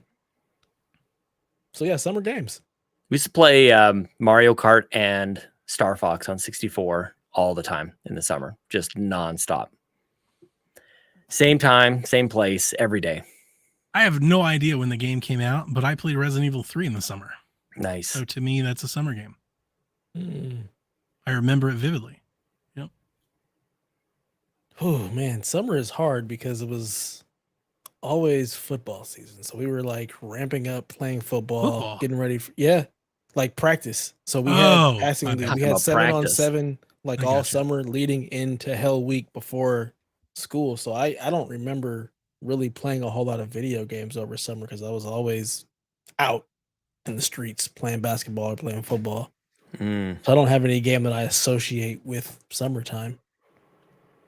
Star Siege. I think if I'm Tribes. not playing a game like around a holiday or E3, like games come and go. I'm not really attaching to them to when I'm playing them. Yeah. If I play a game over Thanksgiving break, like I feel like I remember that because I always have off time. Mm. Or if I'm playing a game over Christmas, I remember that because it's Christmas. If I play a game during E3, I might remember that because it's like E3. Outside of that, most years, if you ask me like, hey, when did you play BioShock for the first time? I have no idea what month it was. Yeah. I The one play I do whenever remember- I got access to it. I got Unreal for PC back in like 1998 for my birthday, which is in the summer. So that one jumps out big time. That was such a memorable experience. Holy cow. See, man. that's it. Like the reason I remember Resident Evil is my mom was working at a hotel. So we were living at a hotel at the time. So I remember like being in the hotel room and going to the pool. And I remember in between those sessions just playing Resident Evil 3 Nemesis. Oh, Tomb Raider 2 as well. PC. I know everybody played on Nice. PlayStation, but I didn't have one. I guess Pikmin coming up. I think I'll always remember that. Yeah. as a summer game. It feels right too. Like Pikmin feels, to me, I'm like right on time. Donnie, Perfect The Last time of to Us. drop me a Pikmin. The Last of Us was June Was it? 2013, I think. Yeah, something like that. That actually does. I Fact-checking feel like it myself. was May, but I think that does check out. Yeah, you're right. But did you play it in a weekend and beat it that fast? The first time I played The Last of Us, I think it took me. It was fast, but it wasn't a weekend. I think it took me a couple weeks. June 14th was release date, 2013. Nice. I would like to go back to The Last of Us 2 and just check myself, but I don't know, man. Never I again. think it's pretty depressing. Great game to play. They're both depressing as hell. But yeah. I might like to play half of it one day. Just gonna start Yeah. at a nice point. Mm-hmm. Get out of it before it all falls apart. Man, that was a great game. I fucking No. loved it. No, it I wasn't. loved it. That sounds right. You would. You would. It's great. I would never play it again, but I thoroughly enjoyed my time. That's how I with feel it. about Tears of the Kingdom. I don't think I'm ever gonna play that game again. I don't really play very many games again, so it's not really saying much for me. How's your so. Tears of the Kingdom coming along? Me? What's that? Oh, you both responded. I thought about you, Sean. I was gonna post it to you, and I just never got to it. But it was around the time you were playing, like before, weeks ago, like when Diablo came out. And I was asking Mhm. you if you were gonna stop playing Tears of the Kingdom. And I came across a TikTok, and there was like a guy who was like, "Man, I got the new Tears of the Kingdom game." And then he walks over to the shelf and slides it in with all of his other Switch games. And he's like, "I did it." Yeah, man, that's me. That's me, dude. Oh my god, I have no hope of getting I that had game it ready, anytime like I soon. had it favorited, and I was like, I'm gonna send this a shot, and I just never, I never doubled Oh, back. that's to it. okay. I don't have TikTok on my phone, so anytime anybody sends me a link to an app that I don't have, like it makes it open in a browser, and it's awful. So can't Oh, stand that's a bummer. And that's how I get my TikToks from Donnie. They open in a browser because I don't. I'm have the app fortunate and- that a never lot of installing the app. people interact with me on TikTok, so I get a lot of TikToks sent to me. but my wife doesn't like it because I feel bad admitting this. I don't read them often. So like at any given moment, I'll have like 10 or 20 TikToks sitting in a queue. And that's like kind of what I do is I wait for them to build up. Nice. And then I'll go in and just clear them all out and read them. I all. love it. But I feel bad because my wife sent me a TikTok. She's like, "Did you see that one I sent you like a week ago?" That's Yeah, my you wife didn't with open it? I'm Instagram. like, When you can't even No, get I around to the TikToks. Yeah, I'm like, "No, I didn't open it." I'm like, she's like, "Why didn't you open it?" I don't know. Just watching my own feed. I'll get to it. She doesn't like that. Yeah. That's my wife with Instagram. She sends me all kinds of stuff, and I hardly ever look at them until there's a bunch of them, and I'll just kind of scroll through them. Yeah. I just, Yeah, I because don't, it's just like I don't want to keep I don't- opening the threads and all that over and over again. I'll just I just don't open Instagram. I don't open any of those apps. It's just not, I'm not interested. So I Yeah. only look at them because she'll ask me about them. So I'm like, all right, let me go through and check them out. But otherwise, same with the TikToks. Like, I don't have a TikTok. I don't go looking for TikToks. I only open the ones that you send on occasion. Otherwise, I'm good. I do I love don't my get it. TikTok. Doing lots of the TikToks. Sweet. Well, that's gonna do it for this episode of the Xbox Empire. Aw. I'm your host, That Ninja Dev. That's Johnny Eat the Hype Reese, and down there from the Xbox Drive is Sean Capri. That's We hope you me. enjoyed your time with us, and until next time, play some Game Pass. Xbox games. That's it, Game Pass. Let's go! Who's up next?